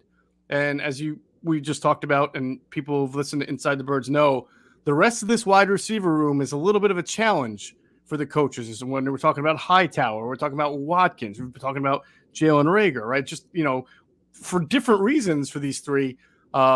they're just looking for more, always looking for more, want the maturity there, want the focus there, want the conditioning there. Even, I'm sorry, Travis Fulgham as well. So it's 4 guys that the coaches kind of have to constantly ride and coach up for different reasons. With Devontae Smith, they don't have to worry about that. Speaking of the offense, one of the guys you wrote about over at InsideTheBirds.com, Tyree Jackson, the quarterback making the transition to tight end. And my big question going into Thursday night was, all right, we've seen him in practice, but how does he handle real contact in an NFL game against other guys who are trying to make an NFL roster? And I think you got to walk out of that saying, you know what? He did his job. He wasn't spectacular, but he did his job. He didn't get knocked off the ball. He wasn't like Tim Tebow and completely laying a block like Tebow did. It's now infamous on Twitter now. No, he went out there. He did his job. He caught the ball, and he wasn't shied away from a guy maybe banging him once or twice. No, I thought that there were a lot of encouraging signs from Tyree Jackson. Look, he's trying to make the team. He's trying to make the 53 as a 4th tight end. We know that. So if he doesn't, they'll try to bring him back on the practice squad. We'll see. They lost out on Noah Togiai last year with that same approach, by putting him on waivers, and then the Colts claimed him.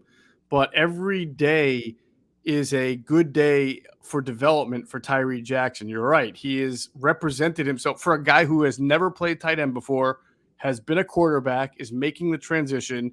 You would expect him to have zero understanding of blocking, fundamentals, technique. He's not bad at it. He's not very good either, but you at least have a foundation from which to work, which is something you can not always say about guys who've played tight end in college for 4 years as far as blocking is concerned. So that's a good thing for him. He does catch the ball well. He is a huge target, obviously at 6'7", and he has some good athleticism there. So I think these next 3 weeks are really big for him. These next 2 preseason games, I should say, are also big. I'm very intrigued to see how he does. For him, when you start to do well, you want to just keep that up, as Nick Sirianni says, right? 1% every single day. He can't have any any valleys to go along with these peaks. He's got to keep rising the chart and get better every single day. And so far, he has. Yeah, I think that shirt that the coaches were wearing, I think they need to sell that on the team store at this point. I mean, I think a lot of Eagle fans might buy that shirt by the start of the season. It's pretty slick shirt they have with all the sayings of all of his fundamentals on the shirt. But staying on the offense, one more thing, Geoff. I know it's only a conversation with the media, but when Mailata talked to the media today, he was very vocal about how he's still learning. He wanted to be playing more. How appreciative is of everything he's learned, of all the reps he's getting. He even dropped the F-bomb in the middle of the press conference saying, he's like, why did you effing take me out of the game? And like, to me, I just like that mentality coming from him because he doesn't think he's arrived. He doesn't think he's special, even though everyone else thinks he's special. He looks at it as I have a job to earn. And I think that'll benefit not just him, but the Eagles long-term this season. Josh, he's had a wonderful camp. He's got a great mentality. He's got, again, you talk about the foundations from which to build from. You saw it last year. Was he perfect? No. Were there games that he struggled?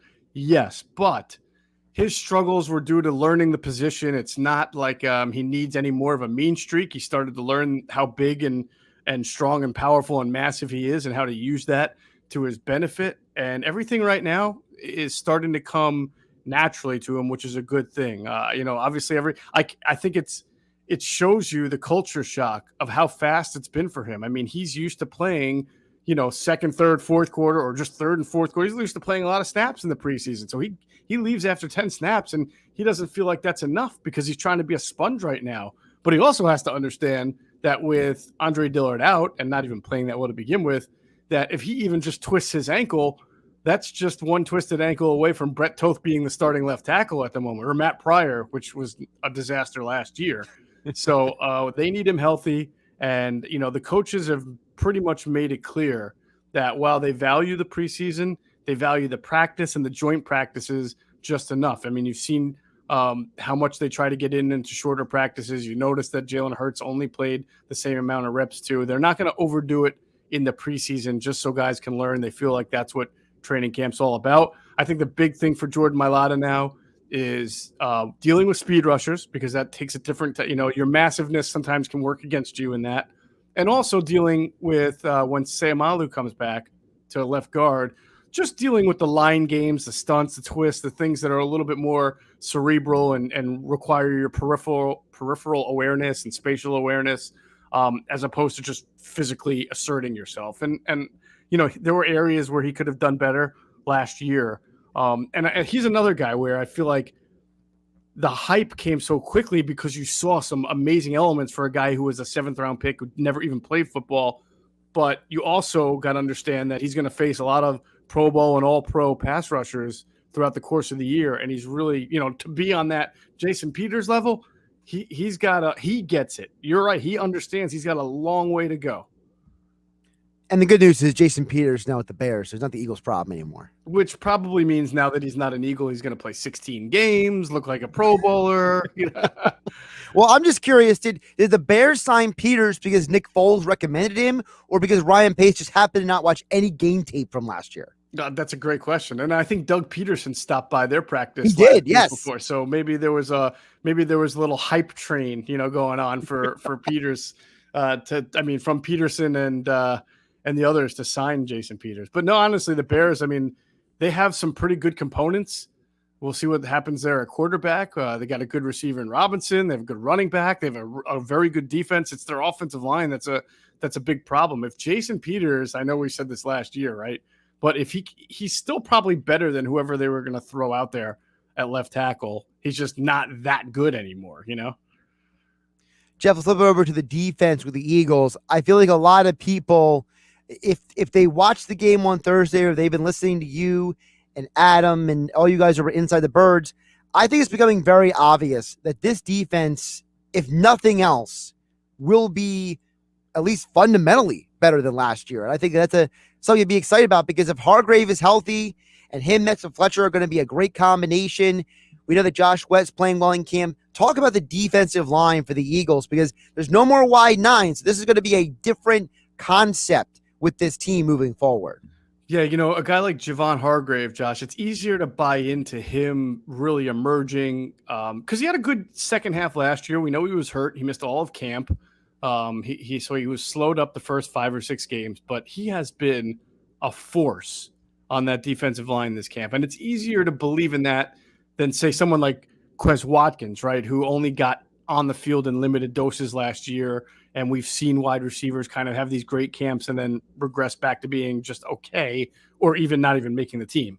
So, but it's easier to say Javon Hargrave, who has this reputation already, who spent many years in Pittsburgh and was a good defensive tackle there and was a big free agent signing, and see what he's doing right now and saying, I believe that that's legit. That's going to carry over into the regular season, because honestly, there are times where he kind of looks like Fletcher Cox, just the way he's bull rushing and moving offensive guards left and right out of his way to get to the quarterback. So it's a great sign. They need it. I think that, again, the Eagles will be strong in the trenches. These guys stay healthy, and that will help them. And yes, I also thought what stood out in game one, Josh, was that at the linebacker and secondary level, they were very crisp and clean, and they were physical, and they made their tackles, which is not always something that you see early in the preseason. So that was a good sign too. Jonathan Gannon had some good things to say about Alex Singleton when he talked to the media today. I believe, from everything that I understand and everything you and Adam have said on the Inside the Birds pod, that it looks like it would be Singleton and Wilson as the 2 linebackers on the field for a lot of downs. So how important is for them to get Singleton ramped up, considering he missed so much time at the beginning of camp? Well, I thought it was going to be important. Then he went out there, played 19 snaps, had 7 tackles. He was all over the place. If you remember that touchdown that Anthony McFarland ran in from the 1 or 2 yard line for Pittsburgh, Alex Singleton was the furthest guy away from McFarland, but he shot the gap right before the snap. And I don't know how he navigated his way through all that traffic, but he got his hand on McFarland's foot to slow him up. Now, I think Teron Jackson, the defensive end, probably should have done a better job of getting off the block there to make the stop once McFarland was slowed up, and didn't. So he wound up scoring the touchdown anyway. But I was actually amazed by how active Alex Singleton was. He seemed to just pick up from last year. And honestly, I don't know how you have a nickel defense out there that doesn't have Eric Wilson and Alex Singleton on it, unless maybe you're trying to rush the passer a little bit more with a stand-up Sam, and maybe you have a Jannard Avery out there or Ryan Kerrigan But that's specifically to kind of rush the passer. But when you're in your kind of nickel coverage defense, it's got to be Wilson and Singleton right now. And I will say this, TJ Edwards has lost some weight. He did last year also. He's in better shape. He gets in better shape every year. And I believe now he's more viable to this coaching staff as a nickel linebacker if somebody were to get hurt than last year when you had like Duke Riley or Nate Gary or somebody else in there. I think he's more viable. Those are your top 3 linebackers. But keep an eye on Patrick Johnson because they really like him. He's a guy who at Tulane was kind of a pass rusher, but they're converting him to a Sam here, which could involve pass rush, but it also can involve dropping into coverage. They really like how he's coming along. He has a chance to make the team. He's playing well, and he's a really high intelligent, high character guy. So there'll be an interesting kind of battle there between him and Sean Bradley. I mean, Davion Taylor's going to make the team even, because he's a 3rd-round pick and he's been hurt all camp, and he's got athleticism, pouring out of every pore in his body. So even if he doesn't technically deserve it, they're going to give him a chance. So he's 4 and 5 he'd probably be your quote unquote 4th linebacker behind those 3 I mentioned, but Patrick Johnson versus Sean Bradley for a 5th. And then I don't know how they count like the Kerrigans and the Averys and the Osmans who can be linebackers, but also pass rushers. It may not be your traditional numbers that you're keeping at certain positions because of the versatility there. But I do think Bradley and Johnson is a good battle to make this 53.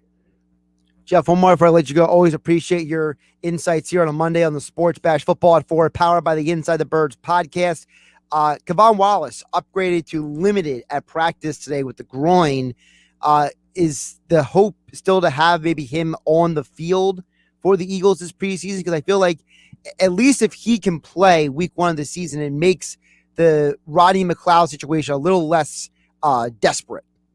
A little bit less. I mean, Kevon Wallace has a lot to prove himself. So even if he's healthy, it's not like when he's out there, you're like, oh, we've got this thing all settled. It's Kevon Wallace and Anthony Harris. However, groins are tricky, so you do hope that he gets back on the field soon. I will say I thought Marcus Epps, again, played well in the preseason game and, again, is having a decent camp. He had one last year, too.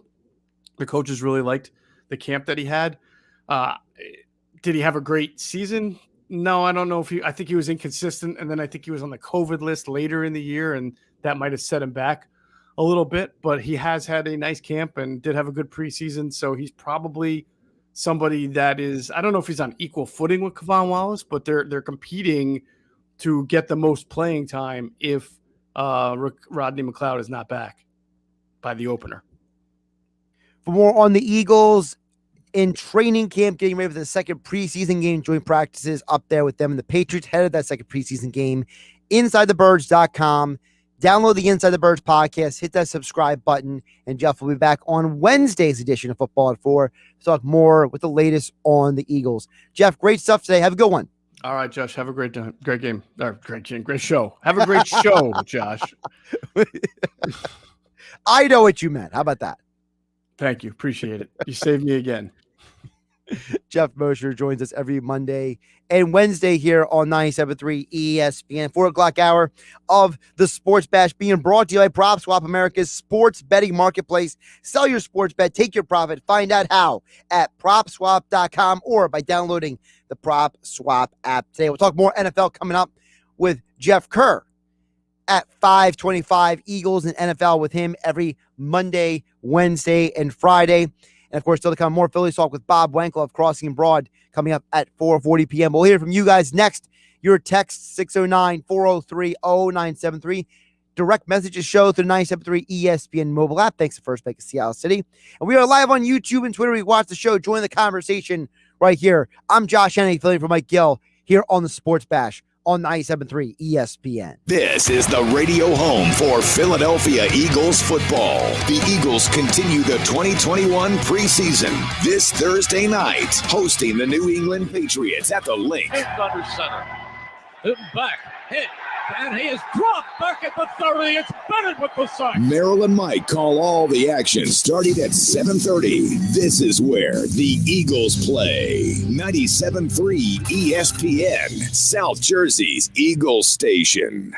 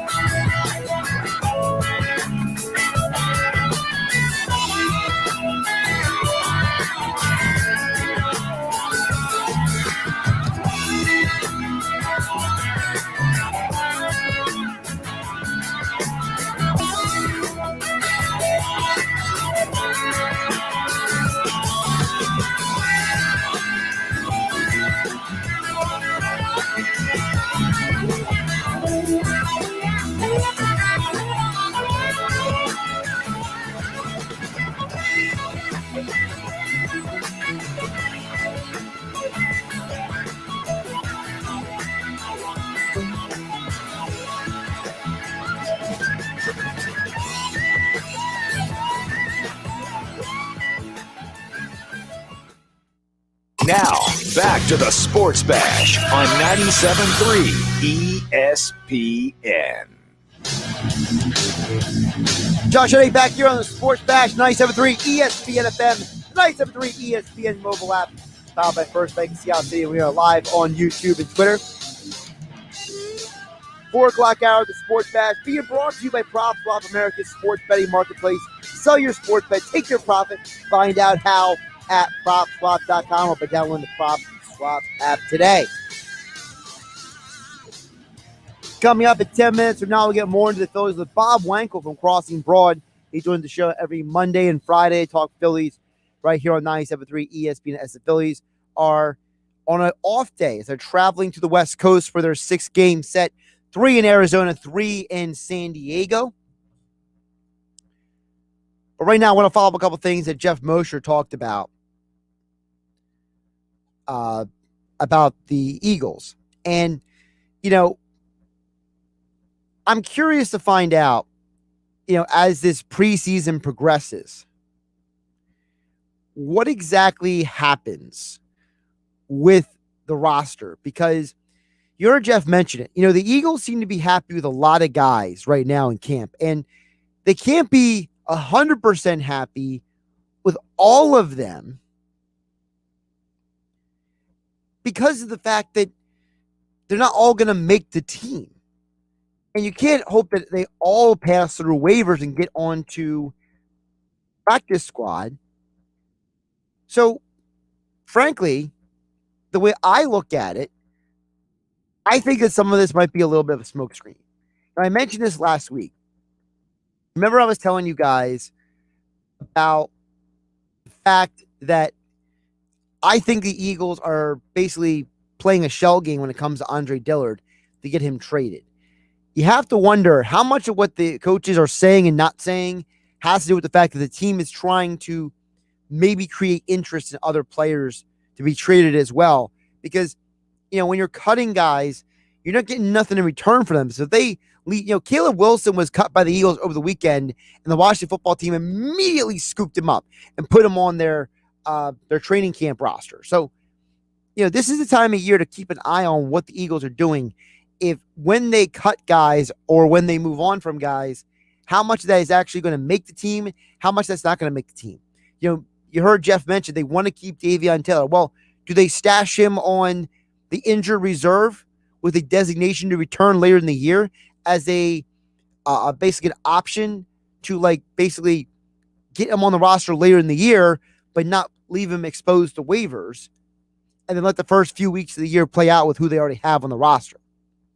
Because you can do stuff like that. You can stash guys. You can designate them to return.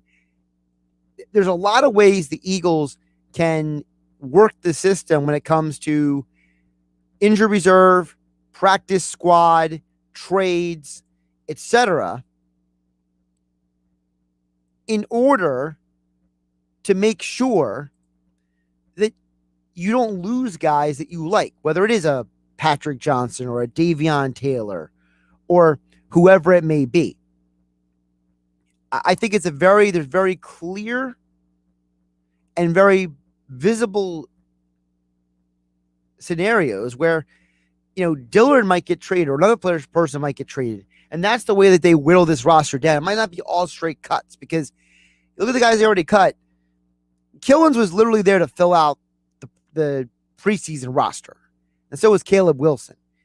I think the Eagles have a better idea of who they want to play in these preseason games, and they have a better idea of who they want out there. And considering that guys like Avery and Clark and Sayamalu and Devonta Smith and Kayvon Wallace have all been upgraded to limited, that tells me that you're going to see some of those guys in this preseason, and it's going to make it a little bit easier who they cut and don't keep.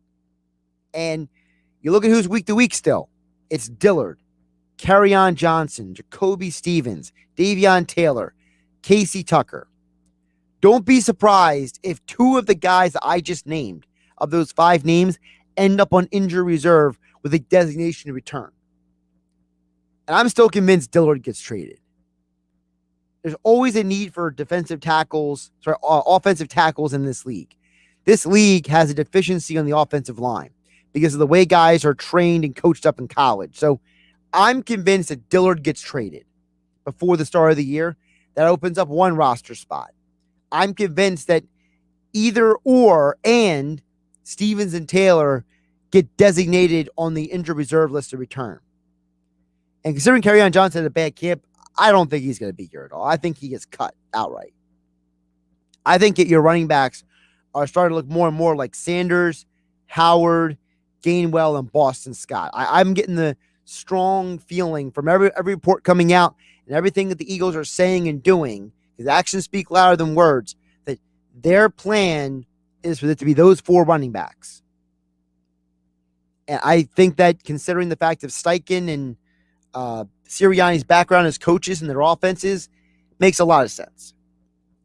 Josh Hennig here, filling in for Mike Gill on the Sports Bash on 97.3 ESPN. Sports Bash being brought to you by Matt Blatt Nissan. The all-new Matt Blatt Nissan is now open on Black Horse Pike at Egg Harbor Township next to Home Depot. Visit them online at mattblattnissan.com. We'll get back to the Phillies coming up next.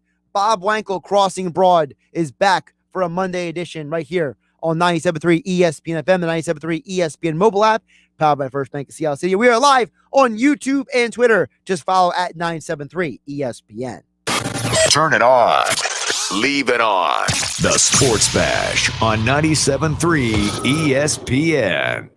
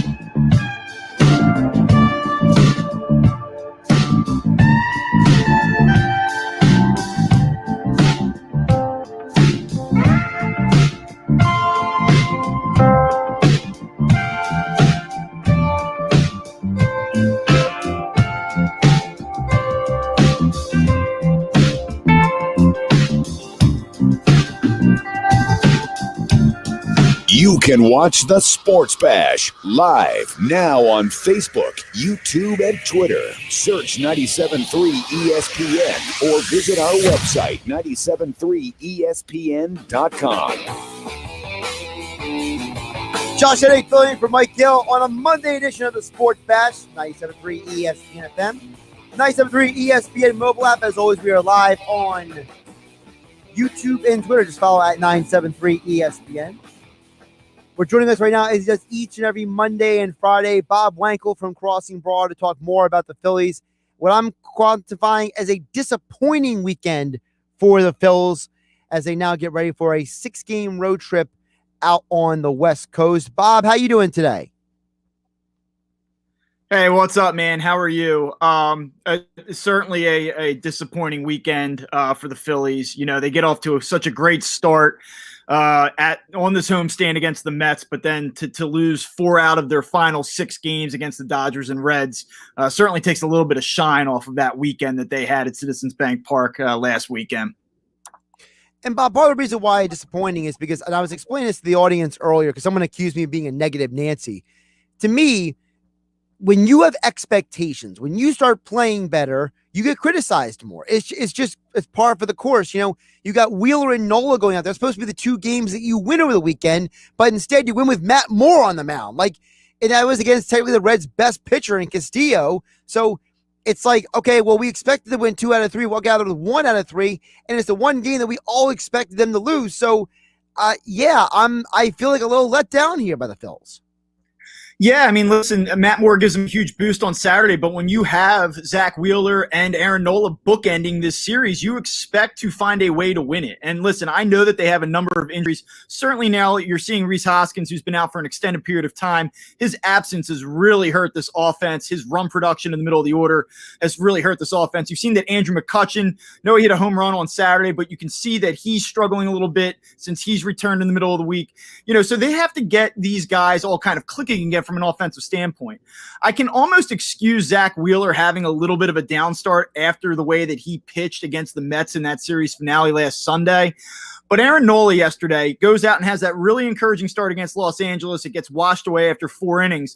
For him to go out and put his team down immediately on the 3rd pitch of the game and then kind of bury him in the middle innings there, the way that offense is scuffling right now, it's really disappointing. And I think that you can say, hey, listen, the Phillies lost 2 out of 3 to the Cincinnati Reds this weekend. It's not a huge story, but if they can't get Aaron Nola right, and listen, they're so far along in the season now, I think that there is real doubt that he's going to be able to string together 3, 4, 5 really good vintage Aaron Nola starts at this point. And if they can't do that, or if he can't do that, they're in a lot of trouble. And they're in more trouble because of the fact, let's be realistic, all they have right now is really Nola, Wheeler, Gibson, and then whatever they can cobble together, because Bob, we don't know when Zach Eflin's coming. I can't guarantee that Eflin's coming back this week or next week. I can't guarantee that Matt Moore's going to give you what he gave. I'm actually more likely he's not going to give you what he gave you on Saturday, right? So, to me, if, you mentioned on Twitter that Nola, he has a year where there's only 8 other guys who have had worse ERAs right now who have the same number of innings as him. So, this guy has to step up. And I don't know if the Dave Dombrowski comment from a month ago when he said, "Oh, there's something wrong with mechanics," I don't know if there really is something to that, but I'm almost starting to wonder, Bob, has Aaron Nola peaked? Yeah. So, I actually tweeted this out a couple minutes ago. There's I guess 42 different pitchers right now in the National League that have thrown at least 100 innings this season, and only 8 of them have a worse ERA than Aaron Nola. But on the flip side of that, there are only 10 that have a better WAR than Aaron Nola. So, it's been a really bizarre season, and I think it's a testament to the types of games that he's had here over the last handful of starts. He's looked really good, borderline dominant, and then he's been an absolute disaster, And so there it is up on the screen. I see it there. And, it's really interesting. When I watch Aaron Nola pitch, I see a guy that just looks tentative right now. Looks like a guy who is really lacking confidence, that doesn't believe or doesn't have a lot of conviction in his fastball. And you've heard people say it, and I'm in full agreement. I really think that Aaron Nola's struggles all play back into a lack of fastball command, a lack of consistency locating the fastball, and it's really, really hurt him. And yesterday, all 6 of the hits that he gave up were with 2 strikes. So I just see a guy that's really, really struggling right now and fighting it for a prolonged stretch for the first time probably in his high school, collegiate, or professional career. Have we seen the best of him? I don't know that. I'd like to think that there's a guy here that has a lot of talent, and that a lot of his secondary and peripheral numbers suggest that he can still be, if not an ace, still a top of the rotation type of guy. But man, you really just can't trust him right now. Bob Wankel joining us here on the Sports Bash on 97.3 ESPN at Bob Wankel CB on Twitter. If you weren't watching on the YouTube stream, we popped up on the screen for everybody watching. For all of you listening on 97.3 ESPN, just go to his Twitter account at Bob Wankel CB. Now, with all that being said, Bob, they're going into a series coming up with a day off against the Arizona Diamondbacks. The Diamondbacks are one of the most perplexing teams in baseball because their pitching staff is pretty much atrocious, but they can still hit home runs and slug. So it's one of those deals where it's like, hey, the Phillies can score against this team, but it's like, oh, wait a minute, they can score against you too. So I know the Diamondbacks have a very bad record on the year, and they're going to play them 7 times over the next couple of weeks, but you got to make sure they don't score against you either.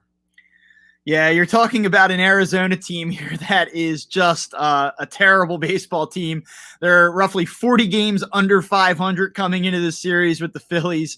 That being said, you said it, offensively, they are capable of doing some things, and they obviously play in a just murderer's row of a National League West. I mean, when you play as many games as you have to against San Diego, San Francisco, Los Angeles, and even a Colorado team, which is pretty good at home when they play at Coors Field, if you're not a very good team, you're going to find yourself buried very quickly. And certainly Arizona's not good, but they've had a tough schedule.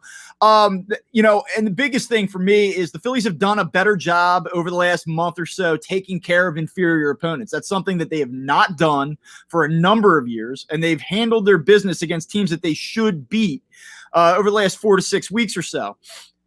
Yesterday after the game, Joe Girardi was asked about this, and he said, I don't want to hear anything about the schedule. We just got to take care of business. And Bryce Harper was asked about it too, and he mentioned numerous times about how it's going to be an electric atmosphere in San Diego next weekend, how good that Padres team is.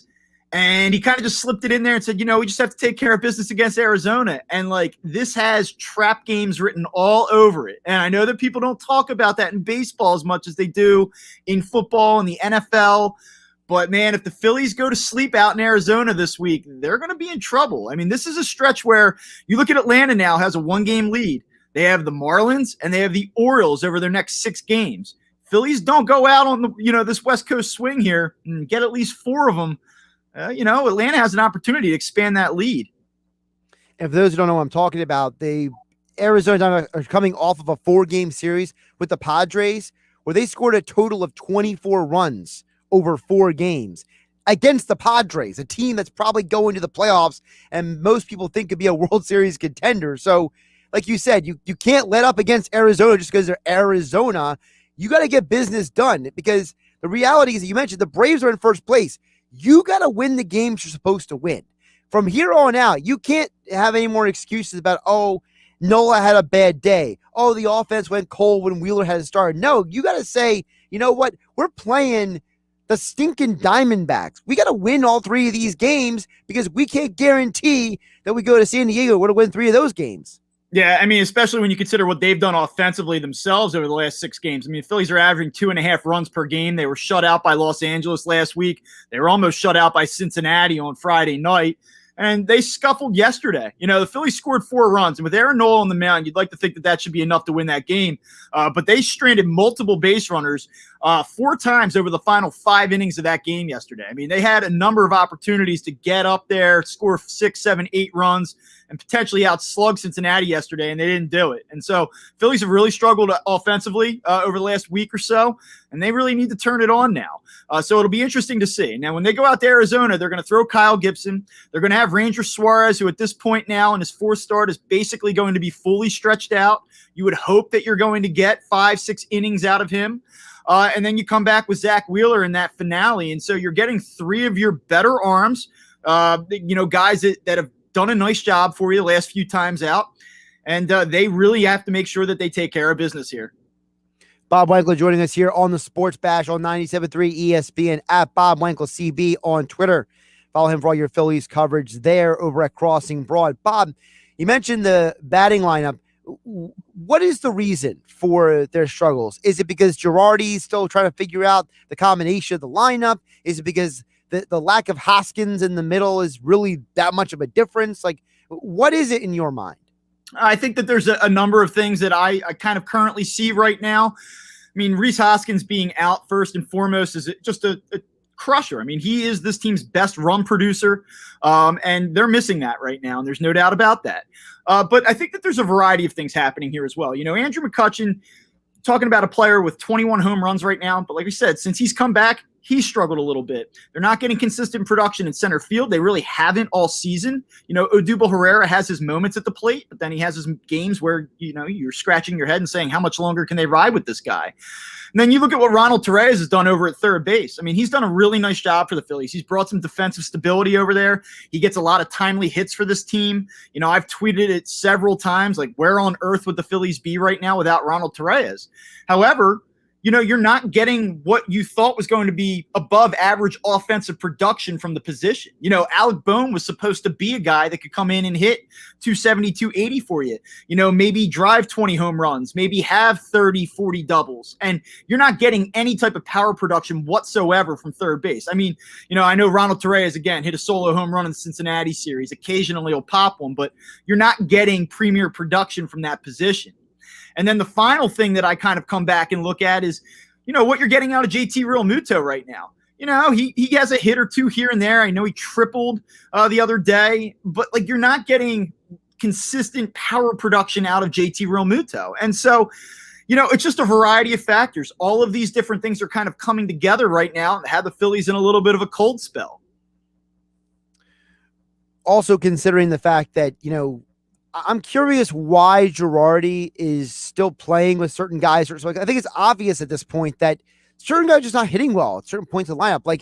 I don't understand. People have been texting me tweeting at me this week. Why is Odubel at the top of the lineup? And I'm like, honestly, I don't know. I feel like I can't give you good enough answers because Girardi doesn't give you guys who are the media a good enough answer. I don't feel like we don't really have a specific reason why the lineup has been at certain times, certain ways. And I think because of that, I don't have a good enough answer for exactly what the issue is. I think that at the end of the day, when it comes to Odubel Herrera, that the Phillies just feel that he provides the most upside out of all of their options. Like, as infuriating of a player as he can be, the base running gaffes, sometimes he has bad breaks on the ball. He goes through prolonged slumps at the plate. But occasionally he puts together that multi-hit game, and I don't think that they feel that Travis Jankowski can do that. Like, you're starting to see Travis Jankowski, who had a nice little run for a period. He's kind of getting overexposed now. And so Mickey Moniak is a player that I just don't believe that organizationally speaking that they have a ton of faith in. Like, I know a lot of fans, like, especially I read it on Twitter all the time, why not Mickey Moniak? Like, they should give him a shot. He can't be worse. Like, he can be. He is worse. He's had a decent year at AAA, and I understand his age and all of that and relative experience to the average of those people in AAA. But at the bottom line is I don't believe that with 40-plus games left that the Phillies trust a player that's that young who really hasn't been that good, even at the minor league level, to come in and hold it down. And one other thing I'll say, everyone wants to point out Odubel Herrera and his shortcomings, but you look at the production that they're getting from Brad Miller right now in place of Rhys Hoskins. I mean, listen, Brad Miller this month is hitting under 150, and it seems like every time the guy gets a hit, it's a big one, and there's something to be said for that, the timeliness and clutch factor. But Brad Miller has been a net negative for this team, pretty much over the last month. I mean, he's been borderline abysmal, and he's a nice guy. He's a spark plug player. He's clutch, and all of those great things that you love to say about a player. But at the end of the day, he's just not very productive. He is Bob Wankel at Bob Wankel CB on Twitter. Follow him for all your Phillies coverage. Phillies are on the West Coast for the next 6 days. Day off today. They're back in action tomorrow. And Bob will be back on the show this Friday to talk more about the Phils. Bob, enjoy the late nights with the Phillies. Yeah, it's going to be a long week, man. I'll talk to you soon. Bob Wankel joins us every Monday and Friday.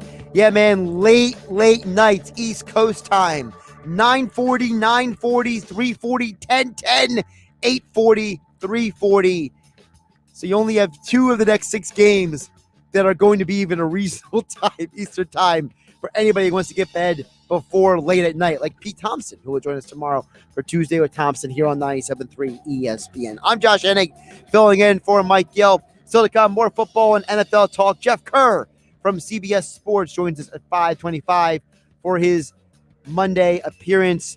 And of course, more of your messages next. Phillies, Eagles, and more. 609-403-0973. Message the show with the 97.3 ESPN app.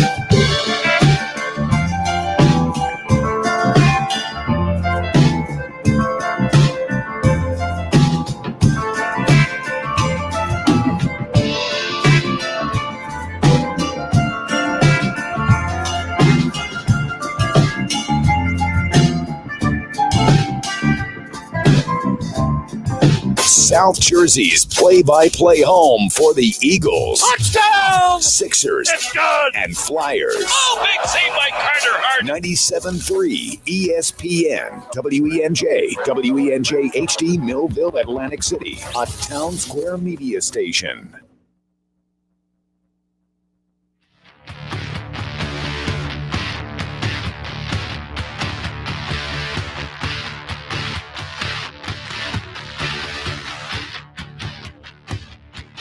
Josh Hennig, 5 o'clock hour, filling in for Mike Dale on the Sports Bash Monday edition on 97.3 ESPN FM, the 97.3 ESPN mobile app. We are live on YouTube and Twitter. Lots of ways for you to enjoy the conversation.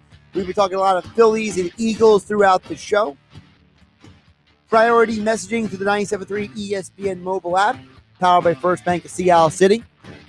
Text board is there, 609-403-0973, and we are live on YouTube and Twitter, where you can watch the show as well.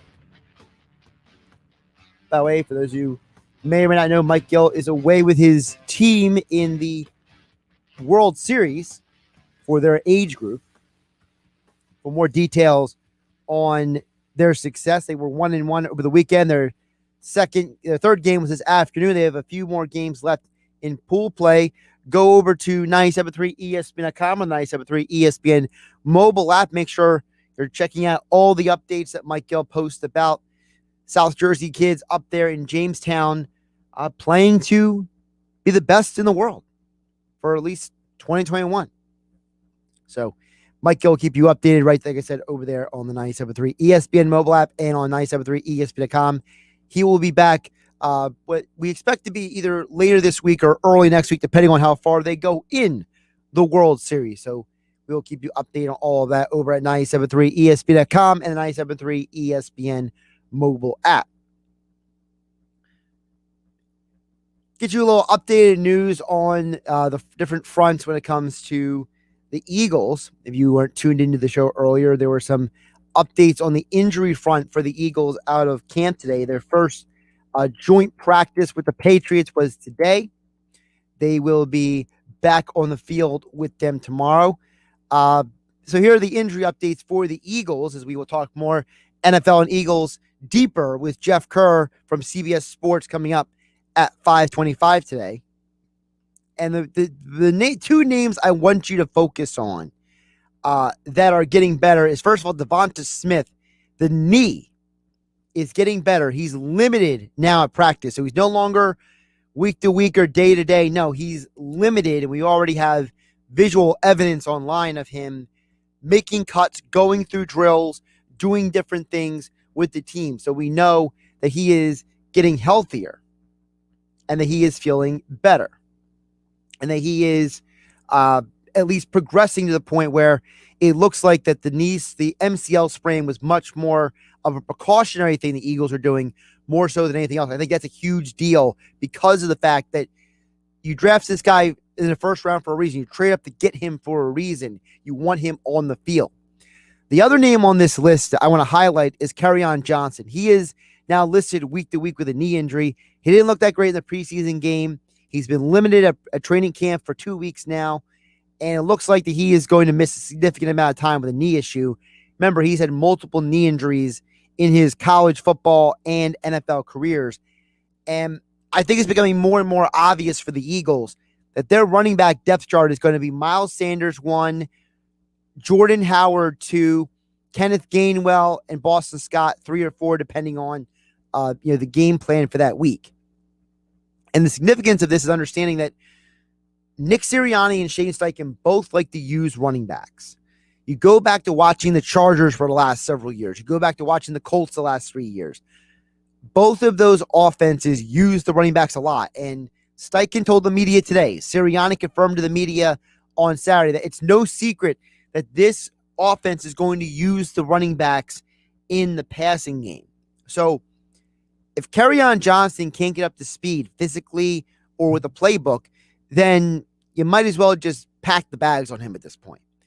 And if he doesn't get better by the end of camp, I would not be surprised if he either is cut before the third preseason game with an injury settlement, or they wait out his injury and then just kind of maybe play him in the third preseason game to protect the other running backs, and then just say, hey, thanks for filling a need in camp, but we're going in a different direction at this point, Kerryon. And it's a shame because Kerryon Johnson is a phenomenal talent. He's a great athlete, but if he can't stay healthy, which he hasn't been for part of his career, then I think it's fair to say that the Eagles know who their running backs are. And the way Gainwell has played in the preseason game and in training camp, and what we know of Boston Scott, and the fact that Jordan Howard has come in an amazing shape and the coaches are very impressed with him. We saw the amazing pass block that he had in the Thursday night preseason game.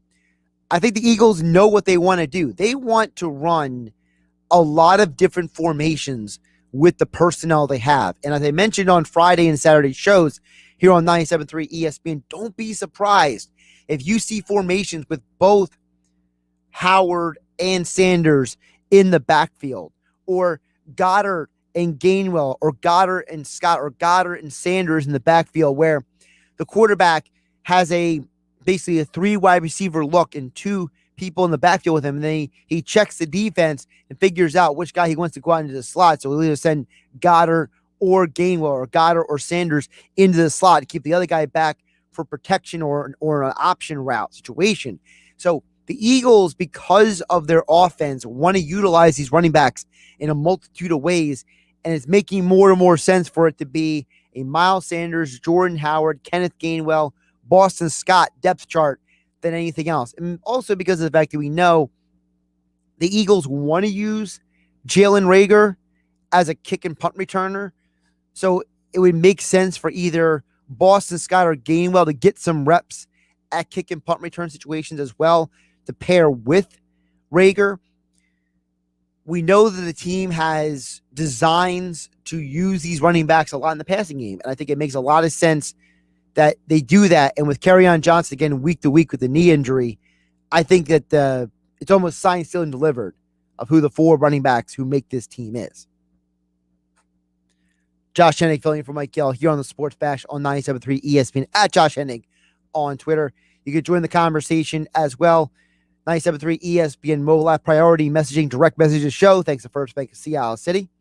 You can text the show 609-403-0973. And we are live on YouTube and Twitter. Watch the show. Just follow at 973 ESPN. We just talked some Phillies as well with Bob Wankel from Crossing Broad. And I but in the first hour of the show, I got deeper into my frustration with the Phillies. And as a fan of the Phillies, I want them to be successful, okay? But as of August 16th, while I'm hopeful they can still win the division, I am frustrated and disappointed from over the weekend. And for me, if that makes me a negative Nancy or whatever, as I was accused of earlier in the show, I'm fine with being called that, because I'd rather be negative and be objective than be blissfully ignorant of the Phillies and praise them so much I ignore their flaws. You're going up against an Arizona team, like I said to Bob Wankel, that has scored 24 runs in the last 4 games against one of the best teams in the National League, the San Diego Padres. That means they average 6 runs per game against one of the best teams in the National League, in the Padres, in their last series. So they're coming into this series with an opportunity to really go out there and the Phillies and win some games. And according to ESPN's stats and info, the 8 worst teams in baseball The Phillies have 24 games against those teams over the next month and a half of the season. So you have to win these games if you're serious about winning the division. Because you were supposed to win 2 out of 3 against the Reds. You only won 1 out of 3. And as a result, I am disappointed. I feel let down. I feel like this team should be better. The expectations for this team has grown over the last 4 weeks. They won 8 straight to start the month. They were a team that people were starting to get on the bandwagon, supposed to get excited about. You were ramping up attendance. People were showing up. People are wearing their Phillies shirts and their Phillies hats everywhere you go. And then you lose 2 out of 3 to the Dodgers. Like, all right, well, you lost to one of the best teams in the National League. At least you didn't get swept. And now you go out and you lose 2 out of 3 to a team, which you theoretically should have won at least 2 of them because of the fact that you had Wheeler and Nola going in the 2 games you lost. So my expectations for this team are for them to be better. My expectations for this team is that they can be better. So to me, I think the Phillies can win the division. Will they? I can't promise you that. What I know for sure is that you got 24 games against some of the worst teams in baseball this year.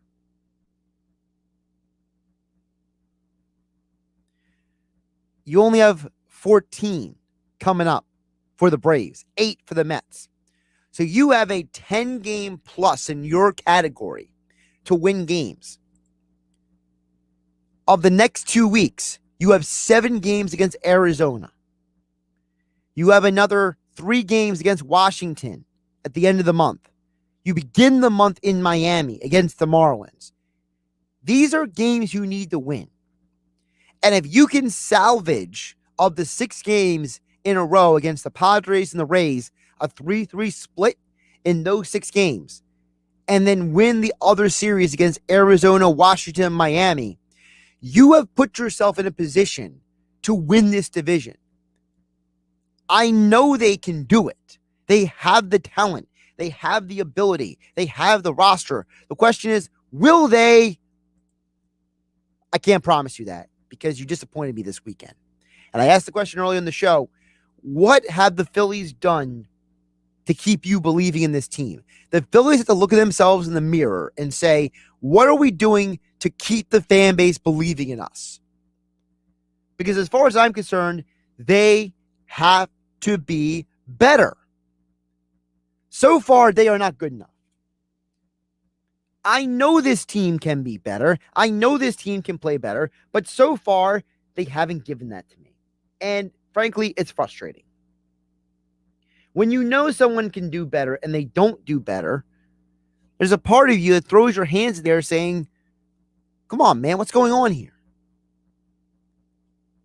And as Hodor the Horrific says over on YouTube earlier in the show, he says, one of the best aspects of Philly fans is that we are critical of our teams. We care about winning. We are not LA fans who check out at the drop of a hat. I want passionate fans. And I'm agreeing with Hodor the Horrific. One of the things that makes a city like Philadelphia great, or a city like Chicago, or a city like New York or Boston is the passion of the fans. The fans want more from their team. They demand more from their team. And when they know their team can be good, they expect more of them. You know why we were indifferent with the Phillies last summer? And it wasn't just because the NBA restarted their season in the middle of the summer. It was because the Phillies were miserable to watch at times.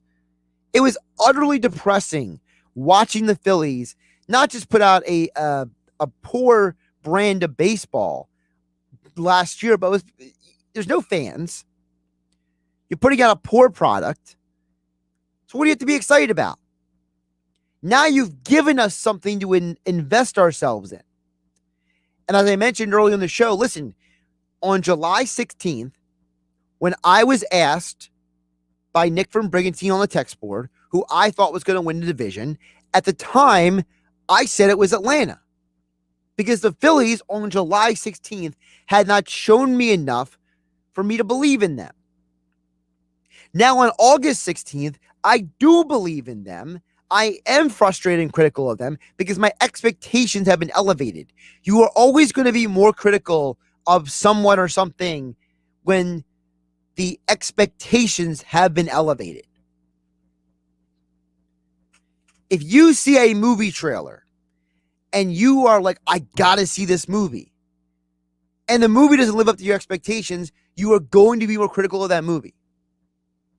If you have a son or daughter and they spend most of their childhood getting A's and B's and getting good grades, and then all of a sudden, their sophomore year of high school, they get a C out of nowhere, you're going to be let down. You're going to be wondering what's going on. Are you okay? There's something we can help you with. What's going on here? In every area of life, when the expectations, when the bar has been set higher, when you have someone or something doesn't meet that bar and they land somewhere below that expectation, you are going to be critical. And Philly fans are passionate, as Hodor Horrific says. And I feel like the Philly fan wants to believe in the Phillies. The Philadelphia fan wants to believe in their baseball team, but the baseball team has to give them a reason to believe in them. I was saying this a month ago. When the Flyers were making all those trades, I was jonesing and desperate for the Phillies to make trades. When the Eagles got back in camp, we started getting excited and hyped for this team. I'm looking around, I'm saying, you know what? I kind of want that excitement for the Phillies. And then the Phillies delivered us that. 8 straight wins to start the month of August. 8-0 for the month. They went on this huge winning streak, and they crushed the Mets at their lowest point. They tried to put them out of their misery. And then they turn around and they lose 2 out of 3 of the Dodgers, 2 out of 3 of the Reds. It's a letdown. And maybe I'm nuts for being excited about the Eagles. Maybe I just love football that much that I'm projecting my positive feelings about football being back onto the team with their expectations. That's totally possible. But I'm never going to apologize for being objective and being honest. And if I have to be critical of the Phillies, I call it as I see it. And you know what? I expect more of them. And I believe they can be better and do more. Josh Hennig filling in for Mike Yell here on the Sports Bash on 97.3 ESPN this hour. Of the Sports Bash being brought to you by Clark's Moving and Storage in South Jersey. For your next local or long distance move, Clark's Moving and Storage is your first call. They are dependable and always show up. Visit them online at clarksmoving.net. That's clarksmoving.net. Of course, you can get a hold of the show through a multitude of ways. You can direct message the show through 97.3 ESPN mobile app. Priority messaging, thanks to First Bank of Seattle City. You also can text in 609-403-0973. Just like Tom from Margate mentioned earlier, he was driven to drink a little bit because of the Phillies this weekend. Earlier in the show, you mentioned Scotch and Guinness was the way he went this weekend because of Wheeler and Nola. But then he followed up on a text I didn't get to earlier in the show, and I'll get to this now. So, Tom from Margate, I'm finding out, is probably one of the more interesting listeners we have because he comes up with some very interesting points and also some very off-the-wall suggestions when it comes to alcohol consumption. He says, Josh, next time you're out, try a black velvet. That's half a glass of Guinness and a half glass of champagne. As Tom from Margate. I don't know why that's called black velvet. That sounds like one of the weirdest things ever. Has anybody else had a black velvet out there? Please let me know. I feel like Tom from Margate, this is the first time I've ever heard of this. I have never heard of a black velvet. I've heard of a lot of drinks in my lifetime. I remember years ago when the thing was to always do car bombs, right? I mean, that was a huge Guinness drink, right? I mean, I guess car bombs are still a thing. I don't know if somebody tell me. I mean, I've only seen it very recently. since I've been out again, but I've never heard of a black velvet, a half glass of Guinness and half glass of champagne. That was a suggestion from Tom and Margie. If anybody else ever tried that drink, please chime in and let me know, because I'm curious. Is this a new thing? Is this something that's been around for a while? This black velvet drink that Tom from Margate is suggesting. Please let me know. Text into the show, 609-403-0973. Send a message, direct message to the show to 973 ESPN mobile app. We are live on YouTube and Twitter. You can comment on the stream there. Someone tell me, have you heard of this black velvet drink? This half a glass of Guinness, half a glass of champagne. I've never heard of this before. I'm very curious to know, is this a new thing? Is something that's been around for a while? Someone let me know. Because if Tom from Margate is suggesting it, I'm sure he didn't come up with this on his own. I feel like someone else might have made this for him, set this up for him. I don't know. So I got to know. In the meantime, coming up next, we'll talk more NFL. Geoff Kerr, CBS Sports, covers the Eagles in the NFL and joins us every Monday, Wednesday, and Friday right here on the Sports Bash on 97.3 ESPN FM, the 97.3 ESPN mobile app. We are live on YouTube and Twitter. I'm Josh Hennig, filling in for Mike Gill here on 97.3 ESPN's The Sports Bash. Turn it on. Leave it on. The Sports Bash on 97.3 ESPN.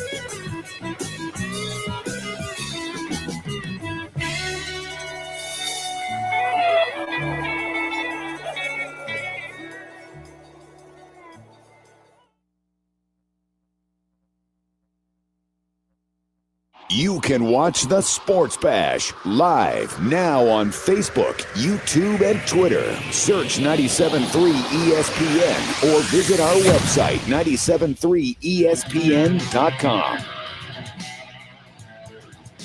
Josh Hennig filling in for Mike Hill here on the Sports Bash, 97.3 ESPN FM, the 97.3 ESPN mobile app. We are live as always on YouTube and Twitter.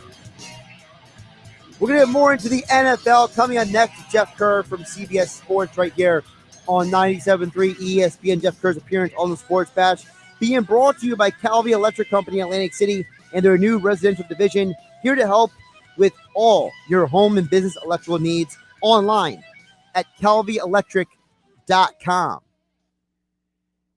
Eagles joint practicing with the Patriots today to get more into the Eagles and the latest NFL news. He joins us every Monday, Wednesday, and Friday. Geoff Kerr from CBS Sports right here on 97.3 ESPN. Jeff, how you doing today? Pretty good. Actually, hold on, a bad job by me. I didn't hit the pause button on the music. Now you're good. How you doing, Jeff? Pretty good, Josh. I can't complain. I mean, Eagles are basically playing the Patriots this week. We are literally less than 4 weeks away from the regular season opener. I'm excited. We're also 12 days away from the start of college football, just to let you know. So. Oh, I can't wait for that either. Week 0.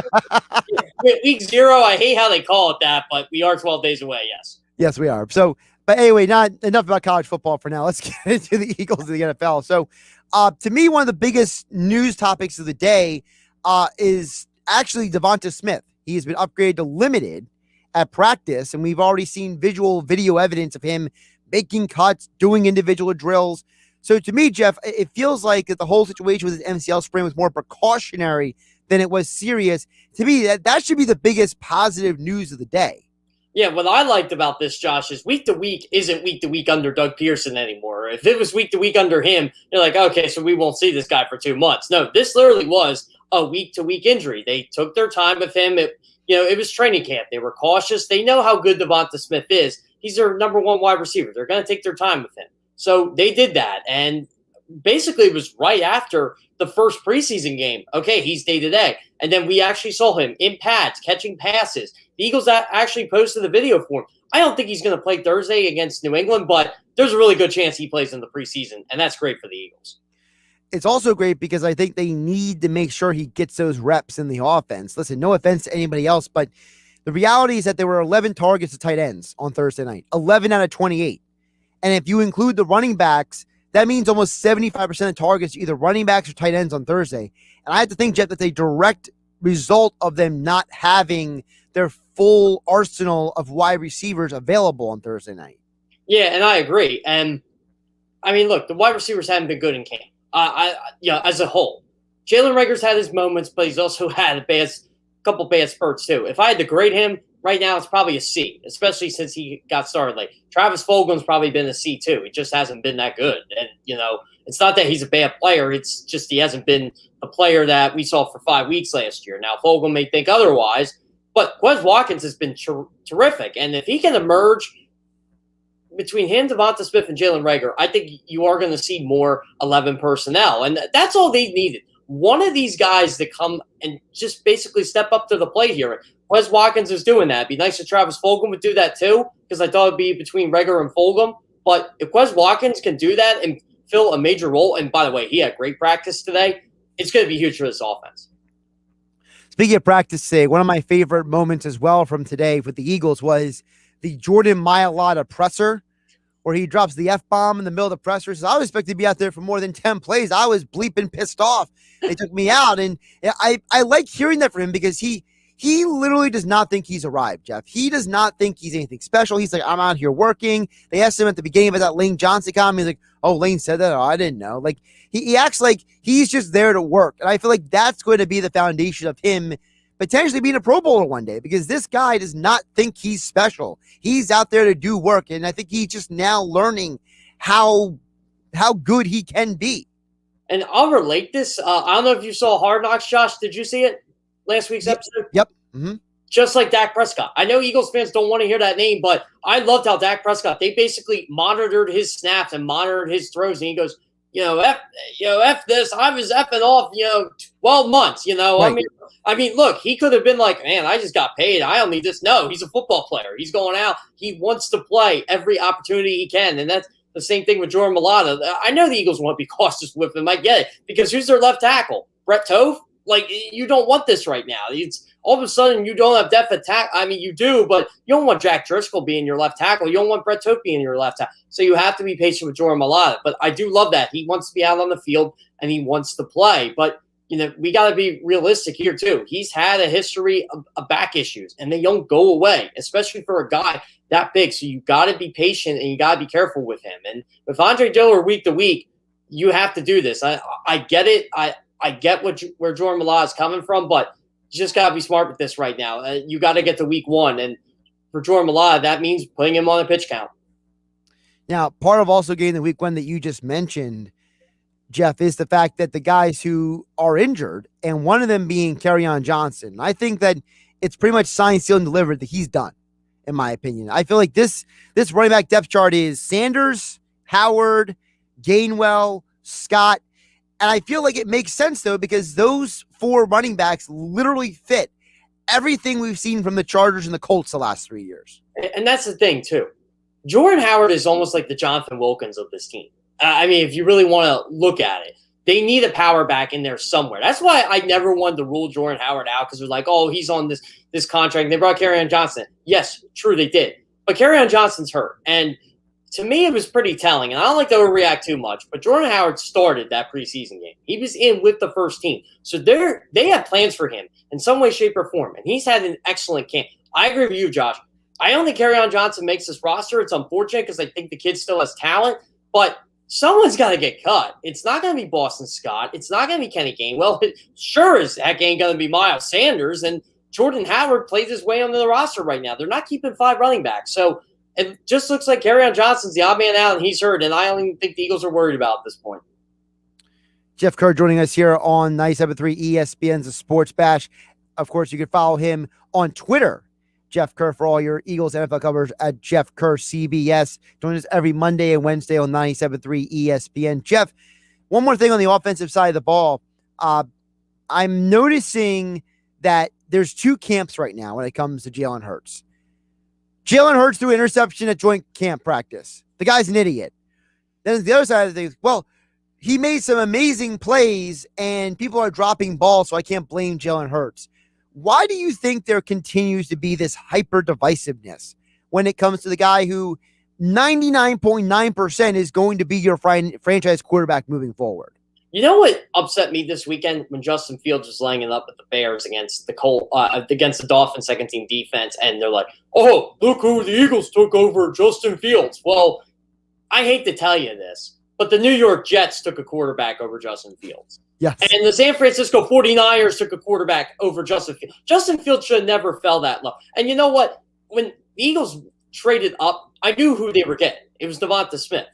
I talked to him for the draft, and they showed every indication that was the guy they wanted. So look, Devonta Smith is perfect for this team. The Eagles pass on Justin Fields so well. I agree with you, Josh. I don't get this hate toward Jalen Hurts. Like, oh, he's not this. Well, guess what? Carson Wentz was this, and look where he's at right now. I'm wearing the colors of his current team. He's not an Eagle anymore. So, again, I just give this guy a chance. Like, to me, he's not a practice player. And he had good practice today. He's a gamer. And that's what I think this team needs. This team needs a gamer, a guy that basically says, you know what? I don't care. I'm going to go out and I'm going to do everything right and make plays. He's a leader. They need a leader on this team. They need a guy to take command of the locker room. The young players respected the heck out of Jalen Hurts last year. Bottom line, I think he's a very likable guy. I think the Eagles do like him. I think they did look to upgrade that position. I mean, the guy they wanted was Zach Wilson. They couldn't get him. So they're like, okay, we'll see what we got with this guy. And we got draft cap. And that's all I ask. That's all I want to see out of Jalen Hurts. And honestly, I think Jalen Hurts is going to, in this offense, is going to be fine. And there's nothing wrong with that. See, now you ruin my mood because you mentioned the point when the Eagles were trying to go get Zach Wilson. And for the life of me, I don't understand this. I don't understand why football teams and football fans fall in love with dudes who can throw. Like at some point, we got to realize everyone can throw a football. You know what I mean? If you're in the NFL, you can throw a football. Zach Wilson, when he played top 25 teams, had a losing record in college. Jalen Hurts played top 25 teams and won all but one of those games. So as far as I'm concerned, give me the guy who can go out there and win. If the only difference is one guy is aesthetically pleasing in terms of advertising and the other guy just happens to win. Give me the winner. I don't understand why people do this. I am telling you the narrative right now because too many casual football fans watch one college football game the entire season. And you and I know which game that is. The game Jalen Hurts got benched for Tua Tagovailoa. That is the game they watch. So they look at Jalen Hurts and be like, oh, he got benched. He must not be any good. Not everything he did to get Alabama to that game. By the way, Jalen Hurts that season, they were losing to South Carolina and he was playing well. Jalen Hurts marched that team down the field and threw it to some unknown wide receiver. You and I know him because we're college football nuts. Oh, and by the way, I'm a high school football nut, so I definitely knew who he was. Devonta Smith for the winning touchdown. He was the fifth receiver on that team. But you knew how good Devonta Smith was going to be. That's the guy Jalen Hurts went to. Like, I just don't understand the hate toward this guy, the vitriol toward this guy. Look, I get the Eagles were looking at Deshaun Watson. There was legs to that. I get it. They were looking to improve it. That's fine. You can always look to improve. But at the end of the day, like, what was wrong with the guy you drafted in the second round that you drafted at 53 because you were afraid if you passed on him, you weren't going to get him? Because you had like the 100th pick in the third round or something. And they're right. They weren't going to get him. He was the next best quarterback after that top group. So, again, look, I just want to see the kid do what you basically made him do. Like, he's a starting quarterback. He's probably a starting quarterback a year earlier than you wanted to. But you know what? The NFL is about running quarterbacks now. I don't really care about guys that can throw a football 100 yards. You know, Patrick Mahomes can throw a football 100 yards. I'm exaggerating here, of course. But you know what else he can do? He's cerebral. Jalen Hurts can be that. He can run. That's what a lot of these quarterbacks – people don't realize the three best quarterbacks in football five. You know what? I'll go this. The five best quarterbacks in football right now, they all can do one thing. Take off and run with the football. Just because Aaron Rodgers and Russell Wilson don't do it as frequently as Josh Allen, Lamar Jackson, and Patrick Mahomes doesn't mean they're not any good. Sorry, Josh, I'm going off on a tangent here. Jalen Hurts can be that. No, you're fine. I'm not disagreeing with anything you're saying. And if I did, I just wait for you to finish. You know, I'm not. This isn't like some radio stations out there in Philadelphia where they interrupt each other every 5 seconds. So, well, you can interrupt me anytime you want because that's your job. Well, I get that, but still, you know what I mean. I like people to finish their point and then I'll say something. It's just my style. Okay, I'm not sitting here trying to scream above somebody else because I need to be heard. Okay, my ego isn't that fragile. Okay, I will say this. Someone told me once on Twitter I hated Jalen Hurts, and I literally put down like 12 articles in response. Like, oh, I hate Jalen Hurts. Are you kidding me right now? Like, here's the visual evidence. Oh, by the way, read articles, not headlines. Yeah, people are just they're numbskulls online. You can't. Well, you said it last week. You can't take people too seriously. These people are. What'd you call it? A cesspool. Facebook is a cesspool of idiots. That's what. If Facebook is a cesspool of idiots, then Twitter is a cesspool of imbeciles. How about that? Yeah, that's a good one. And here's the thing, John. I gotta say it's about social media. I do love social media because I like hearing what other people say. Because because you always can get a good feel about anything. And there are some intelligent people on social media, and those are the guys I'm looking for. Like, I go on Reddit all the time. I have an account, but I never comment on anything. I just like reading stuff because you can pick apart someone's brain on there. And there are a lot of smart people on there. You just got to flush out the bad ones. All right, Geoff, a couple more things before I let you go. Around the NFL, Patriots are at the joint practice. We haven't said anything about them. Your thoughts on the Pats in town this week? Boy, a certain former Eagles wide receiver looked pretty good today. Nelson Aguilar, he was burning up the Eagles' defensive backs pretty good. And I was the biggest Nelson Aguilar hater when he was here. I got to admit, I couldn't stand the guy. I honestly got sick of him after the whole lost confidence in 2016. And but I got to say, the Eagles don't win the Super Bowl without Nelson Aguilar. They don't. Like, he had 9 catches in Super Bowl 52.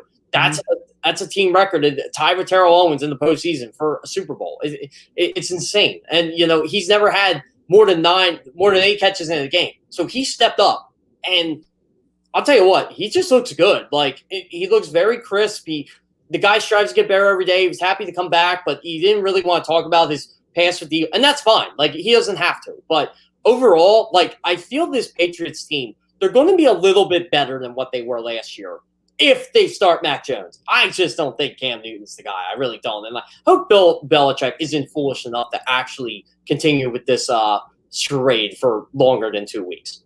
So hold on. So what you're basically insinuating is that Belichick is lying to the media right now when he says Cam's the starter. I think he is. And who knows what Belichick's thinking? Like, you always get yes or no responses from Bill Belichick, but I get if he doesn't want to start Mac Jones right away, but he probably should. Like, I feel this can be a 9 or 10 win football team with Mac Jones. Cam Newton, to me, it's just the throws are bad today. Like, they really were. He struggled. Jalen Hurts outplayed this guy. And gotta remember, Josh, the national analysts think Jalen Hurts is the worst quarterback in football. So if he's the worst quarterback, where is Cam Newton? Too many people think Cam Newton is Cam Newton from 5 years ago. He's not even close to that. And it's a shame because when he was the Cam Newton he used to be, he was phenomenal to watch. I loved watching. It's a shame, but his game's just deteriorated. Too many injuries, between the ankle and the shoulder. I feel bad for the guy. Like, I still feel he can last in the league another 6-7 years because, look, if he wants to be a backup, that's fine. But I think his days as a starting quarterback are done. One more thing I want to get to with you, Geoff, is that arguably the most inconsistent quarterback of the NFL preseason just lost a wide receiver. Down in Miami, Allen Hurns is now expected to miss 3 months. He's getting wrist surgery. And if anybody watched that Miami Bears game, everyone talked about Justin Fields. But on the other side of the field, Tua was either boom or bust on every single throw. And to me, losing Allen Hurns says 2 things. Number 1, if you're playing fantasy football, get Albert Wilson as soon as possible. And number 2, if you're also playing fantasy football, stay away from Tua. Yeah, here's the interesting thing with Tua, because I'm a big Tua guy. He looked so good those first 3 series. Yeah, he had a couple throws here and there, but then all of a sudden he throws the pick. And then everything just kind of went spiral for him. But there were a lot of things I did like about him in that game Saturday. His footwork was a lot better. His precision was better. His decision-making was better. That throw to Mike Gesicki was awesome. I love. But then what does he do? He throws a pick. And it's like, okay, so what are you going to get out of this guy this year? And again, I like the Dolphins' mentality toward this. How they put him in last year, just kind of put him in the playoff race, let him learn.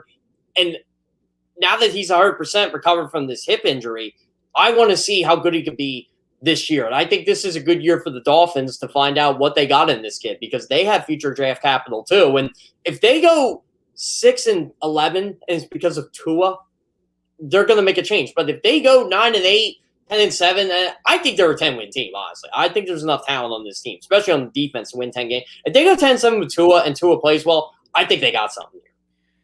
Yeah, to me, if Tua plays the way he should be able to play, they're a 9-10 win team. If he's anything below that, I don't know if they get 10 wins, Geoff, because to me, the thing that frustrates me about too is what you saw in that preseason game on Saturday. Great play, lousy play. And then he lets the game ruin him. Like when he had that game last year with 98 passing yards, that was a painful game to watch him play in. And to me, and I'm not trying to belabor the point. I mean, because I'm not really a Tua guy personally. I feel like there's too many question marks with his injury history and his mental makeup. I think he's got all the talent in the world. But at some point, the talent has to match what you see on the field week in and week out. I'm on the record. People always forget the end of this statement. I thought Tua was going to be the best of the three between Burrow, Tua, and Herbert. But I also said all three are going to be really, really good football players. So 2 of the 3 ain't bad right now. But I got to really hope Tua can be that. But, yeah, that's what's frustrating to me, John. It's like I think it's fair to even ask the question, who would you rather have right now?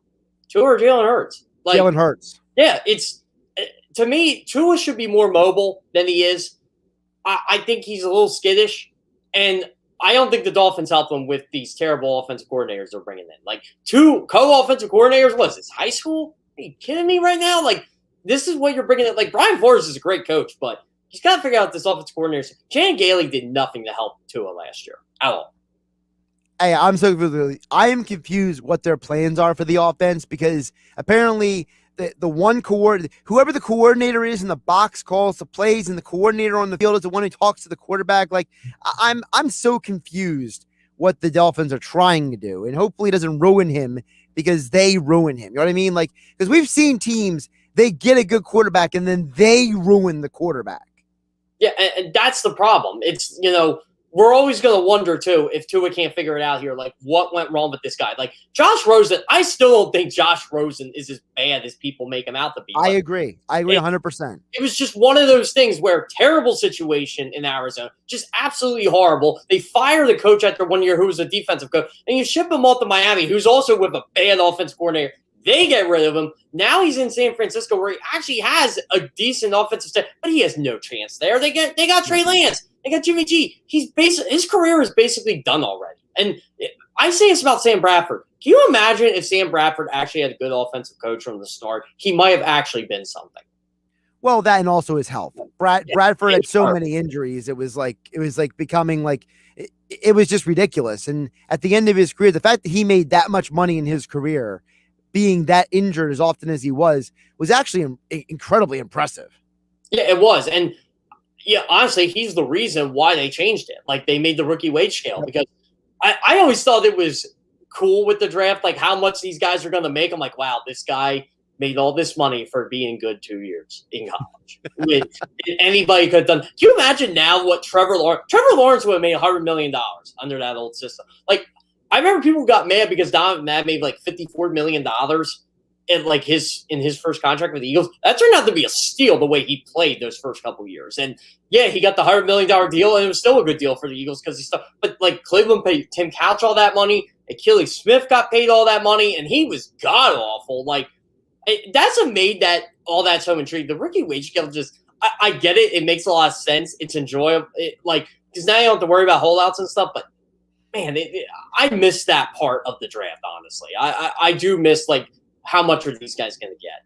Well, the new dynamic is going to be, the question is going to be, when do you make more money? Your final year in college with NIL or your first rookie contract in the NFL? Because this kid, you get the quarterback Young at Alabama, he's supposed to make over $1 million in endorsements. He hasn't even played a down of football. What happens with the next superstar quarterback in college is there for a couple of years? What happens to that guy?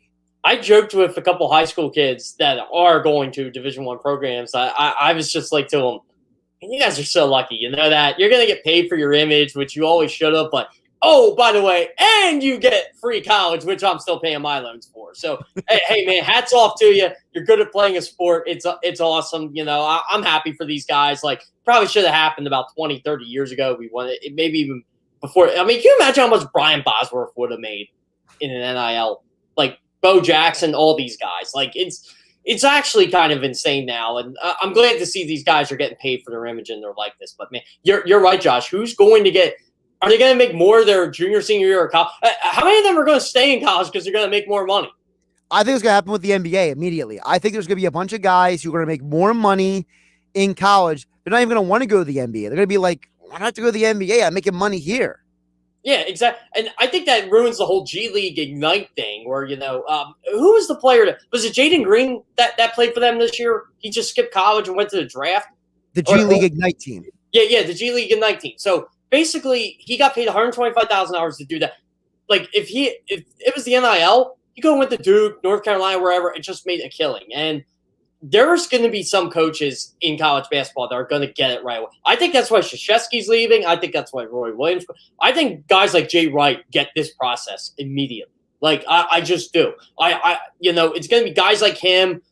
Jim Boeheim's not going to get it. It's going to be like those. How can I say it? Those coaches in their 50s? I think they get it. Like Jay Wright's going to be one of those guys. I'm trying to think of other guys. Calipari. Calipari will get it. What's the guy? He's not at Texas Tech anymore, or is he still? Chris Beard. Oh, Chris Beard, right? Yeah. Yeah, Chris Beard. I think he'll get it.